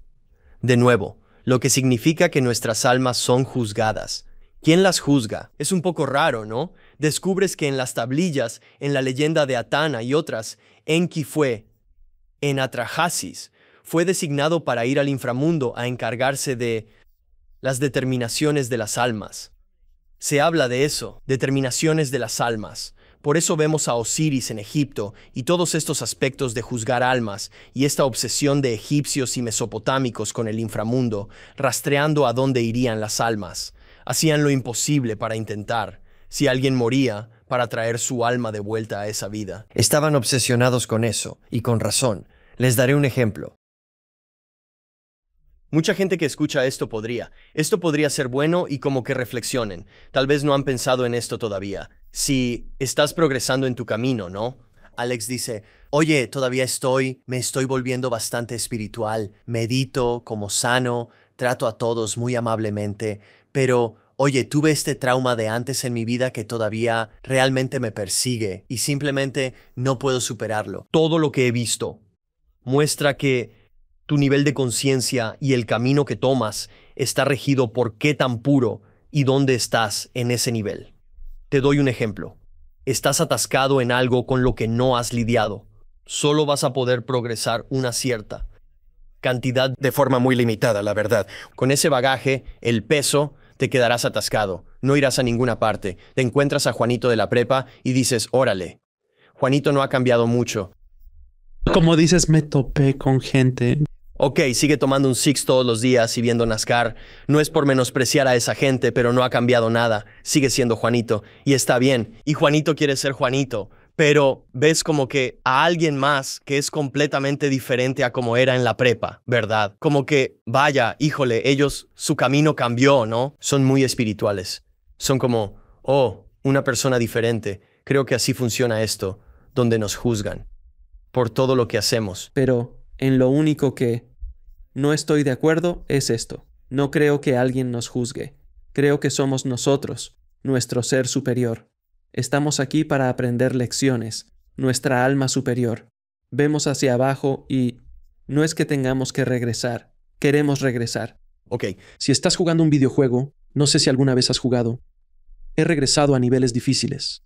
He regresado constantemente. Aunque pueda ser frustrante, podrías aventar el control a la pared. Toda esa situación. Cuando estás jugando ese juego, tengo que volver a entrar. Quiero resolver esto. Quiero volver a entrar, resolverlo. Podrías dejar el juego por un día, 2 días, un mes o 2, lo que sea, pero vas a regresar y cuando regreses vas a estar en ese nivel, en ese juego. Tengo que volver a entrar. Así que no creo que sea tanto que haya un juicio de alguien más. Creo que nosotros somos el juez. Así me lo han explicado personas con experiencias cercanas a la muerte y sabios. No hay juicio. Somos nuestro propio juicio. ¿Has oído de la revisión de vida? Que no se nos juzga en la revisión de vida. Solo sentimos lo que le hicimos al otro. Es una lección. Bueno, la única razón por la que supongo que puedo. Voy a meter algo ahí que justifica mi afirmación ahí, es que una de las frases más comunes usadas en las tablillas sumerias, acadias y babilónicas, es que llaman a los Anuna al menos 12 veces. Los llaman los ordenadores de destinos. Sí. De la humanidad. Claro. Como si estuvieran gobernando nuestros destinos. Claro, son como los arquitectos. Sí, y que parecemos ser parte de un lugar divino que está equilibrado, gobernado, vigilado y administrado, en ciclos de energía. La conciencia humana es administrada. Mira la Edad Media, la Edad Oscura. Ay, Dios. Como si no se nos permitiera tener una conciencia diferente entonces. Claro. Y parece que hay un gobierno ocurriendo aquí al mismo tiempo. Ahora, estoy de acuerdo contigo en que el ser superior está relacionado con eso también. Así que no voy a quitar eso. Ciertamente el ser superior juega un papel en esto, pero a eso me refiero parece haber un sistema progresivo que se basa en nosotros, pero también en algo externo, donde no se nos permite alcanzar estados como el de Buda a menos que nos volvamos puros en ese Buda. Ah, no, tienes que deshacerte del bagaje. Hay bloqueos importantes. Sí. Que van a Déjame darte un ejemplo de esto. Digamos que me siento con alguien que acabo de conocer y le digo cada cosa espiritual e iluminadora que posiblemente puede que como que los impacte, puede que no, porque esa persona está en su propio nivel. No puedes decirle algo a alguien, simplemente no puedes. Tienen que vivirlo y respirarlo, tienen que convertirse en ello. No es. Es más como que tenemos que aprender las lecciones nosotros mismos y pasar por ellas y crecer. En lugar de solo decir, bueno, ya sé qué es eso. Ah, no, hay que vivirlo. Tienes que serlo, ¿verdad? Ser. No es intelectual, no, es una vivencia. No puedes estar consciente de enseñanzas espirituales y no ser espiritual. Exacto. Eso no funciona. Pero entonces, a cierto nivel, mientras progresas en tu conciencia, hay ciertas cosas que, digamos que eres un apostador y no puedes dejar de apostar. Sabes, yo era un bebedor, o yo bebía, tenía una adicción y la superé. ¡Chan! Pero tú no superaste tu adicción, que era el juego. Conforme avanzo en mi conciencia, digamos que regreso en otra vida, eso ya ni siquiera afectará, ni siquiera voltearé a ver la adicción. La conquisté en mi otra vida. Sí. Ni siquiera, simplemente no se me ocurrirá. Podrías probar el alcohol, tu némesis anterior, y dirías con total convicción, no, gracias. Sí. Es nuestro crecimiento como alma. Algo que te llevas, ¿no? Sí, porque mira, hay cosas que hacíamos de niños que ya superamos. Sí, el alma también lo hará. Exacto, para seguir adelante. Sí. Pero al evolucionar a un nivel de maestro del juego, como un maestro ascendido o encarnado, Babaji, Jesús, Buda, etc., estas cosas no se te ocurrirán. En otras palabras, lo usaré. Por favor, no se enojen. Digamos que Buda y Jesús van caminando por la calle y hay un club de striptease y dicen, ¿sabes qué? Ya ha pasado mucho. Un siglo que no entro ahí. ¿Por qué no? No me molestaría. Eso nunca. Se les ocurriría porque está en una frecuencia tan diferente de donde están ellos.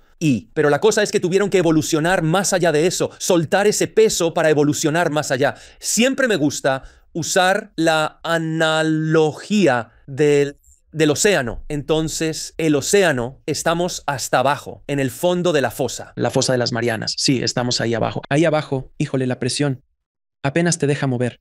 Al evolucionar, subes más. Cuanto más alto llegas, las cosas se aligeran. Sí, se aligeran un poco. Más ligeras hasta romper la superficie. Una vez que la rompes, has dominado. Y nunca más bajarás. Lo dominaste. Estás en el aire. Qué libre eres en el aire comparado con los 3 pies superiores de agua. Aún. Es algo Esa es la evolución de la conciencia. Ir más allá, romper el océano. Sí. ¿Todo eso tiene sentido para ti? No, sí lo tiene. Y de hecho, quiero añadir algo más sobre la siguiente capa. ¿Es esa la visión de Hermes de nuevo? Recuerda, es el uno, la mente única, ¿cierto? Dios, fuente. Claro. Es esta mente única que crea el arquetipo, crea el plano, y luego la segunda mente de nuevo, los Anuna, creo que son ellos. Son como que se supone que son los creadores de el universo dentro de eso. Luego afirma que no son físicos, que solo son creadores y que nosotros fuimos creados para fusionar la materia con el espíritu. Eso es lo que afirman en eso, pero lo afirman de una manera como si nunca hubiera sucedido antes. En el Enuma Elish hablan de tomar un dios asesinado, su sangre, e infundir lo que tuvieran para crear. Es interesante si es un ser no físico. Obviamente pueden volverse físicos, pero el proceso de nuestra creación parece más moldear algo que, según las tablillas, somos como arcilla, moldeada en algo perfecto y divino, con un propósito específico. Pero el punto que estoy tratando de hacer es que es como una jerarquía. Hay una organización en esto. Es la fuente que creó todo.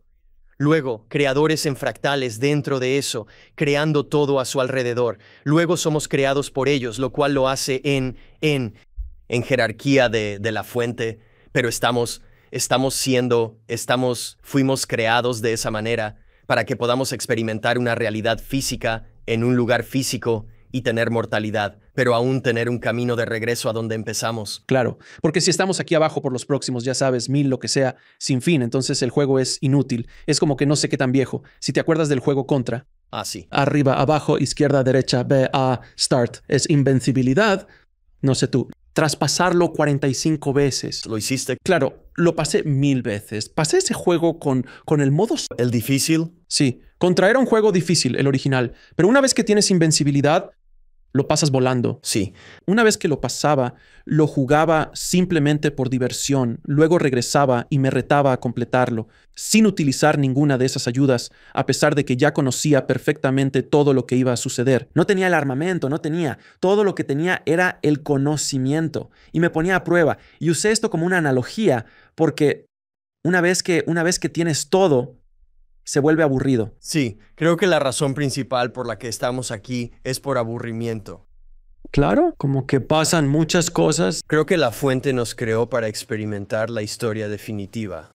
Claro. ¿Qué show aquí abajo? El reality show definitivo. Imagina la saga humana creada en perfección, levantándose, creando los templos y pirámides más grandes, solo para que todo sea destruido y empezar de nuevo, y luego levantarse sin recordar quién eras. Y llega una época diferente. Es una época muy diferente. Sí, no hará la misma tecnología, lo mismo exacto. Luego tomas un camino diferente al anterior, explorando la IA y toda esta tecnología. Y dices, espera, ¿qué hay de la desconexión del espíritu? Creo que ahí estamos ahora. Sí. Tenemos toda la tecnología, pero ahora necesitamos regresar al espíritu y la naturaleza. Esa es la esencia. Una de las cosas más comunes en estas enseñanzas, como el relieve de la caja Kef que menciono, es este componente esencial que debemos tener para estar conectados al jardín y al equilibrio. Lo muestra una y otra vez con el árbol de la vida, en estos portales trípticos de equilibrio. Describe 3 totalidades y aspectos de nosotros. Lo conoces como la Trinidad, ¿cierto? Padre, Hijo y Espíritu Santo, pero en términos no religiosos, mente, cuerpo y espíritu. Y discuten. Las enseñanzas muestran cómo, si los 3 están en equilibrio, se desbloquea otra puerta. Te vuelves como Dios. Al equilibrar todo. Es la enseñanza de cómo alcanzar nuestros estados más elevados. Está justo ahí, frente a nosotros. Justo ahí. Pero una de sus esencias es este componente fundamental de darnos cuenta de nuestro lugar en la naturaleza y en el universo, y nuestro papel dentro de los ciclos, y el equilibrio. El equilibrio es la clave. Es el tema que se muestra una y otra vez en todo. No solo que entendamos nuestro equilibrio, sino que entendamos nuestro equilibrio dentro de la naturaleza. Parecemos ser los guardianes de este gran lugar. Ahora, ¿para qué fuimos creados? Una razón parece ser elevarnos para ser guardianes o jardineros de este mundo. Los muestran manteniendo el equilibrio aquí con la Tierra, lo cual es interesante, como si la Tierra no pudiera sola. Yes. Participan en mantener el equilibrio. Se ve claramente. Nos están preparando para ser como ellos. Es muy interesante cuando lees el mito de Adapa o Atrahasis, que habla de cómo fuimos creados para aliviar la carga de los dioses. Eso dice, la gente pregunta, ¿es esclavitud? No, creo que es co-creación en esta realidad, ¿cierto? Nos están preparando para que, como sociedad, nos levantemos de nuevo y nos convirtamos en seres espirituales que cuidan este jardín. ¿Qué sería este mundo, Alex, este planeta, si todos limpiaran la basura, construyeran con geometría sagrada, replantaran árboles por todas partes y tuvieran ciudades, pero entretejidas con la naturaleza y principios divinos? ¿Cómo sería este mundo? Sería un paraíso, un jardín paradisíaco gigante. Creo que ese es el objetivo final. A eso volvemos, a darnos cuenta de nuestro papel para lograrlo. Y déjame darte otro ejemplo. Si alguien está más en sintonía con sentir las cosas a su alrededor, va como al centro de una ciudad, ¿no? Coches pitando, sirenas. Si eres alguien en sintonía con la naturaleza, dirás, ay, Dios mío, necesito salir de aquí. Esto está mal, ¿no? Es perturbador, es horrible para la gente. Algunos no están en sintonía con eso. No les molesta. Pero a alguien como yo, eso de verdad me molesta. Ahora tomemos el mismo ejemplo. Ve a un jardín botánico, ¿no? No solo naturaleza, sino naturaleza, como diseñada de forma muy hermosa. Vemos que tenemos que participar en ello. Tenemos que ser los jardineros en eso. Bueno, alguien que es sensible va a ese lugar. ¿Qué se siente? Sales, te sientas en este lugar perfecto con un arroyito hermoso que ha sido creado con una pequeña cascada que cae lleno de flores. Estás sentado quizás en este hermoso lugar bajo un gran árbol, este lugar perfecto para meditar. La energía es completamente diferente ahí que en el centro de esa ciudad. ¿Por qué? Porque es muy diferente. Pero ¿por qué la energía es diferente? ¿Qué estamos haciendo ahí? ¿Qué está pasando ahí, Alex? Bueno, la diferencia es, a ver, dilo otra vez. Estamos hablando de... Algo de geometría sagrada con plantas y agua, algo hermoso diseñado, y luego el centro de una ciudad, un centro construido con cosas malas como metal y cosas toscas. Uno está construido con conciencia, su frecuencia en un nivel mucho más alto, mientras que el otro también con conciencia, pero a un nivel muy bajo. ¿Ambos tierra? Exacto. Pero la frecuencia es diferente. Bueno, entonces, ¿por qué no creamos todo el mundo de esta manera? Porque no todos vibran igual. No hemos llegado a ese punto, pero eso es lo que digo. Por eso somos guardianes. Se supone que debemos crear un paraíso aquí. Sí. Debemos crear un nuevo Edén. Debemos transformar este mundo. ¿Por qué? Y quiero decirte por qué a algunos les da igual. ¿A quién le importan estos jardines? ¿Qué hace eso? Yo creo que esto crea magia. Magia literal, con K al final. No me refiero a magia de prestidigitación, sino a una magia energética real. Yo creo que esto cambia por completo toda nuestra capacidad de crear. Toda nuestra capacidad de ser una forma superior y de ser un ser espiritual mucho más elevado. Es algo que se requiere. Lo que dices se ha hablado en textos yógicos y védicos por años. Los yogis que eventualmente llegan al nivel de maestro en esta forma, y no lo son. Podrían convertirse en maestros ascendidos, pero muchos se van y muchos regresan. Son capaces de manifestar cosas, poderes yógicos, que manifiestan. Claro, como levitar. Levitar y bilocación, ya sabes. Ves la historia de Jesús y dices, bueno, él es un gran yogi. Sí, por supuesto, igual que todos los sabios. Todos ellos, Buda, todos ellos. Es lo mismo. Todos. Es lo mismo. Adapa, lo mismo. Exacto, todos están en un nivel más alto para crear. Tratamos de guiar al resto. Todos se les muestra como ejemplos de lo que puedes ser. Jesús lo dijo. Dijo, ustedes pueden hacer lo que yo hago y más. Pero era casi como si nuestra conciencia no estuviera lista. No, teníamos que tenerlos para un tiempo futuro. Para dejarlos atrás. Interesante. De nuevo, entra en el gobierno de la conciencia y los niveles donde debemos estar. Pero, cuanto más investigo, más... Déjame darte un ejemplo. Mira la antigua Sumeria, como Babilonia, los jardines babilónicos, los jardines colgantes. Estaban creando estos lugares porque sabían, muchos templos hindúes, lo mismo. Todas estas prácticas de donde estaban estos grandes sabios y maestros no estaban en un lugar asqueroso y lleno de basura. Meditaban en un lugar hermoso y puro. Vuelvo al término Anuna al crear las primeras ciudades. Dijeron en lugares puros. Coloquen los ladrillos en lugares puros. Hay una energía aquí que debemos entender, que se relaciona con esto. Y ahora buscamos esos lugares porque son hermosos, pero no los creamos. Eso me parece interesante, la desconexión entre nosotros creándolos y nosotros diciendo quiero ir de campamento porque no aguanto aquí, así que quiero ir a las montañas. Pero la creencia en nosotros es que no podemos. No, porque no hemos entendido que somos creadores, creadores divinos del universo. Exacto, es la geometría sagrada. Y ese es el punto. Si puedes tomar a este ser increíblemente poderoso, creador, y ponerlo en un cuerpo mortal, hacer que olvide casi todo y ver qué pasa. Solo quiero agregar algo más. En la visión de Hermes, describe cómo la humanidad se enamoró de su sombra. Se enamoró de su sombra en el reino material de este lugar y que terminó casi atada a ella porque quería tanto existir aquí que luchó contra el ser un ser espiritual. Claro. Oh, esto es muy... Y enviando. Sí, esto es muy tóxico. Y así nos perdemos en la ilusión de aquí, sin darnos cuenta de que esto es solo la escuela para alcanzar almas superiores y crear un hermoso jardín. De nuevo, quiero reiterar, un día, dentro de los próximos 200 años, nuestra tierra se convertirá en un paraíso. Desbloquearemos toda la magia que hemos esperado. Hemos esperado salvadores y cosas que vengan. Solo somos nosotros. Tenemos que encontrar y convertirnos en nuestro propio Salvador y unir las piezas. Los remanentes de lo que los antiguos intentaban enseñarnos. Nunca se nos dará en bandeja de plata. Las llaves se nos entregaron una vez, y creo que fue en Ayanis. Por eso te dije, es uno de los lugares más sagrados de la tierra. Creo que las llaves se nos entregaron, sobre cómo crear todo. Y luego las perdimos, y es nuestro trabajo encontrarlas de nuevo.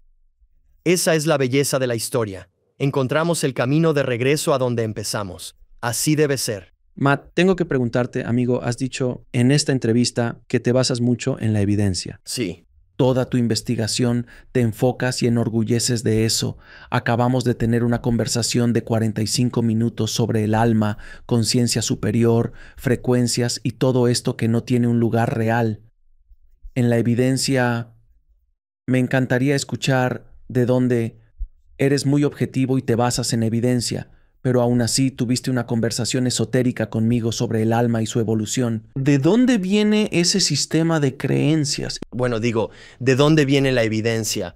Hablamos de evidencia climática, hablamos de algo escrito. Bueno, ¿qué tal que casi todas las culturas antiguas del mundo dicen lo mismo? Esa es tu evidencia. De nuevo, si miras desde culturas hindúes a mesopotámicas, Ararat, antiguo Perú, antiguo Egipto, todas dicen lo mismo.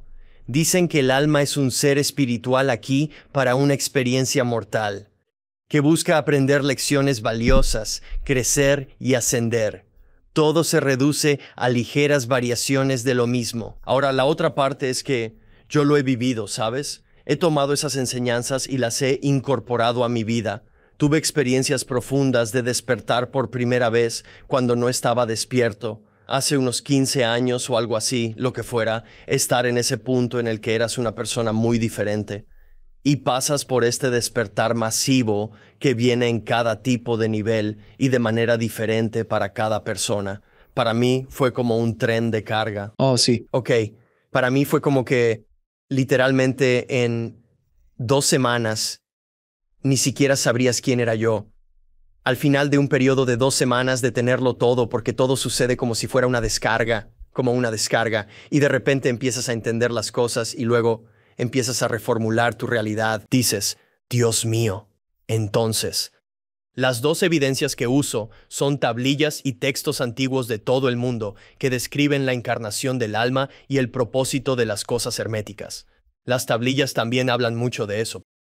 Pero luego toma, ¿qué tal las experiencias reales, poniendo en práctica las mismas cosas de las que hablaban? ¿Qué pasa? ¿Qué sientes? ¿Qué tipo de experiencias tienes? Cualquiera que haya tenido esas experiencias lo sabe. Experiencias de meditación fuera del cuerpo donde llegan a algún lugar divino o reciben guía, o tienen momentos de simplemente belleza pura que están más allá de la comprensión. No necesitas nada más. Terminas obteniendo más evidencia de la que podrías imaginar en tu vida. Entonces vas por este camino con un altavoz diciendo, amigos, ¿qué hacen? Vamos, ¿no lo saben? Cada quien está en su propio nivel. Cada alma está en su nivel, ¿verdad? Y deben progresar a su propio ritmo. No puedes obligar a un caballo a beber agua. Ay, Dios, no. Ya sabes, no puedes forzarlo. Como dice el dicho, cada alma individual tiene que decidir cuándo está lista, ¿verdad? No puedes forzarlos. Y al final del día, pueden discutir hasta el cansancio si quieren estar en este mundo, animados como algo que simplemente muere y no tiene espíritu ni conexión con la fuente, pero vas a vivir una vida bastante vacía y no te vas a llevar mucho contigo, ¿verdad? Y entonces, al final, de ahí vengo, de que cada enseñanza antigua, todo parece estar imitando, especialmente estos nuevos sitios arqueológicos de los que hablo que tienen todas esas enseñanzas en ellos, en estos relieves y en estos muros tallados en ellos, y lo estás viendo y dices, espera, entonces como que todas las enseñanzas espirituales tienen que estar en un solo lugar aquí. Dices, entonces, lo era, parece que se nos dio todo de golpe. Y luego, ¿qué nos pasó? Nos convertimos en la civilización más grande que hemos sido. Y ahora estamos tratando de volver a eso. Pero eso es lo bonito, Alex, ¿no? Me gusta verlo de esta manera. Cuando todo lo demás falla, cuando parece que todo está perdido. Y parece que vamos en la dirección equivocada. Somos tecnológicamente avanzados, pero espiritualmente primitivos. En el último momento parece que no podremos. Y lo hacemos. Y es hermoso porque es como ver una gran película en la que no tienes idea del resultado y no sabes cómo va a ser, pero sabes que todas las historias verdaderamente grandes tienen finales felices, pero no. No puedes simplemente. Todas las grandes historias tienen algún tipo de gran final, igual que nosotros, pero no hay final. Son solo ciclos interminables de ascender y caer, pero en el intermedio hay belleza, hay luz, hay amor, estamos nosotros finalmente dándonos cuenta de que quizás tener esta experiencia aquí en la Tierra y tener esta experiencia en una realidad física puede ser la mejor experiencia posible que podrías tener. Y tal vez solo lo estamos dando por sentado. Oh, no hay duda de que lo estamos dando por sentado. No hay duda.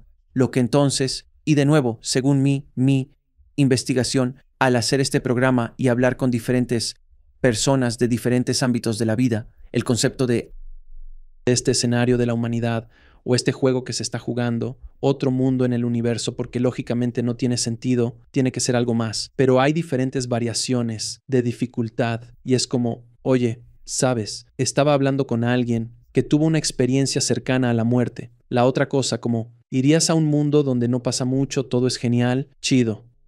No creo que las almas se encarnarían ahí. Dicen, si solo quieres relajarte en lo material y tener pequeños desafíos, o quieres subirte a una montaña rusa, y dice, hay un lugar llamado Tierra. Es como la fiesta. Sí. Aquí está lo bueno. Aquí está lo bueno. Y parece que en este momento de nuestro ciclo, sí, es emocionante porque la edad oscura es, eso es duro. Es una montaña rusa de madera, ya tiene sus años. Qué tremenda historia humana pasar por todo eso, ¿no? Imagina como cuando teníamos castillos y peleábamos entre nosotros. Y como, mira en lo que nos hemos convertido. Como que hemos vuelto a subir desde ahí. Claro. Y es en verdad hermoso contemplar la historia humana. No, totalmente. Y te remontas a, todo el mundo habla de los egipcios, pero luego te vas a la época romana. Roma existió por más de 1000 años. Es una dinastía increíblemente larga. El más grande y longevo imperio. Los egipcios la tuvieron, pero simplemente surgieron y luego los derrumbaron.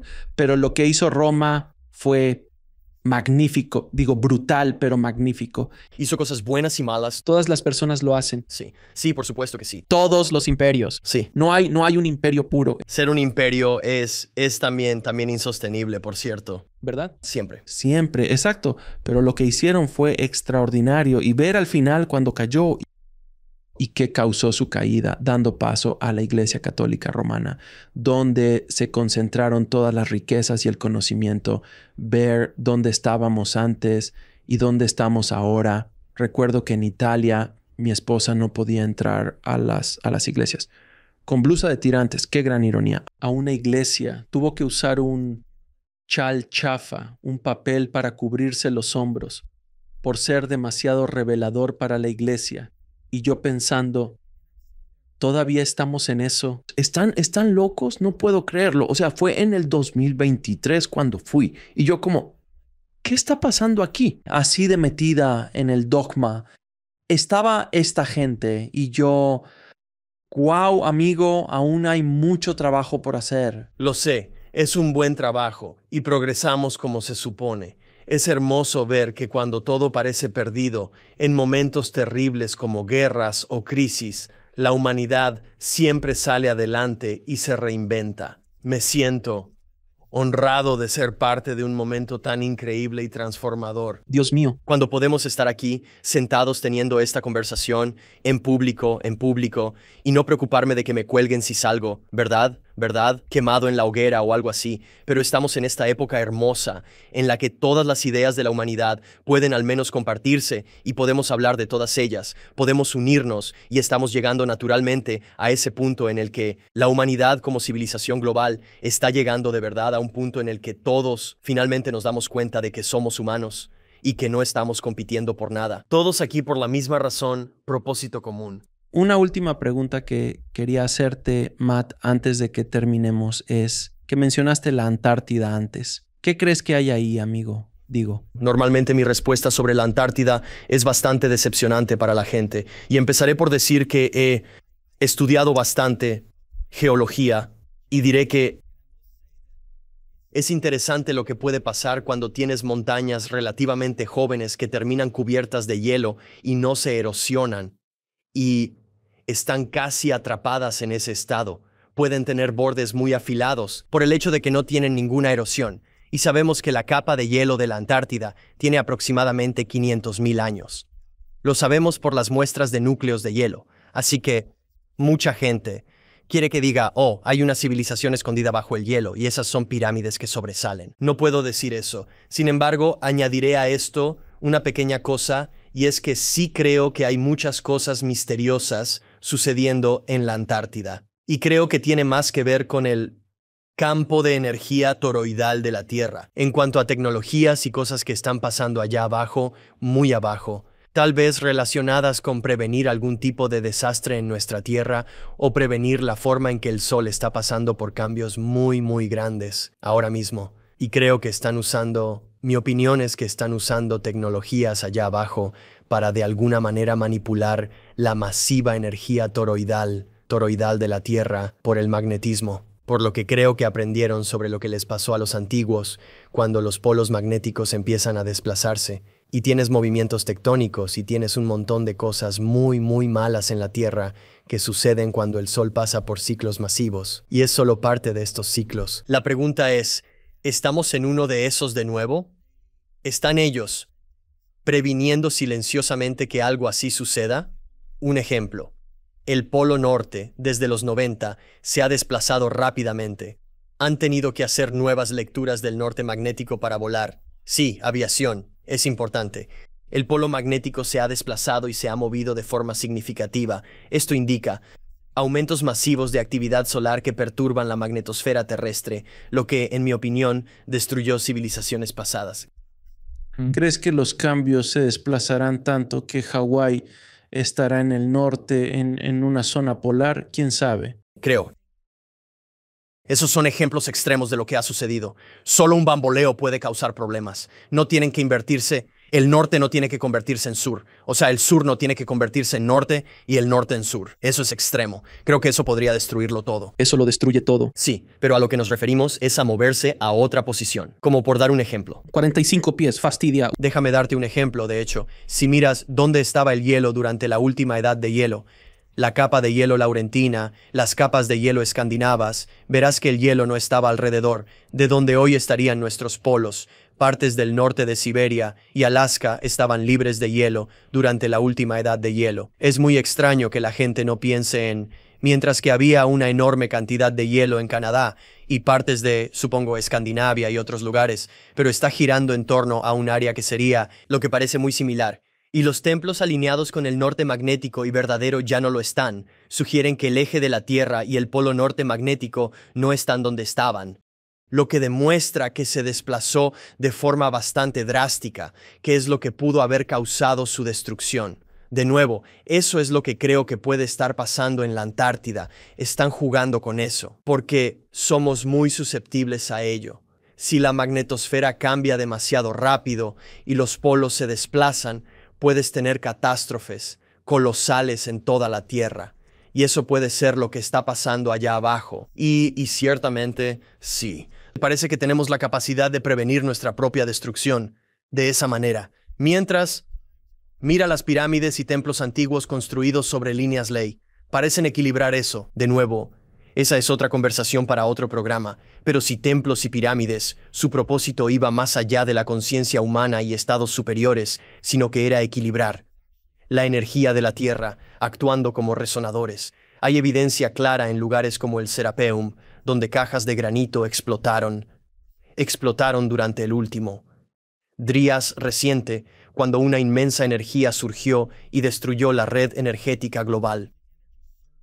Entonces eso nos lleva a toda la idea de si estaban tratando de equilibrar esa red y cómo eso siempre se desestabiliza como parte de los ciclos.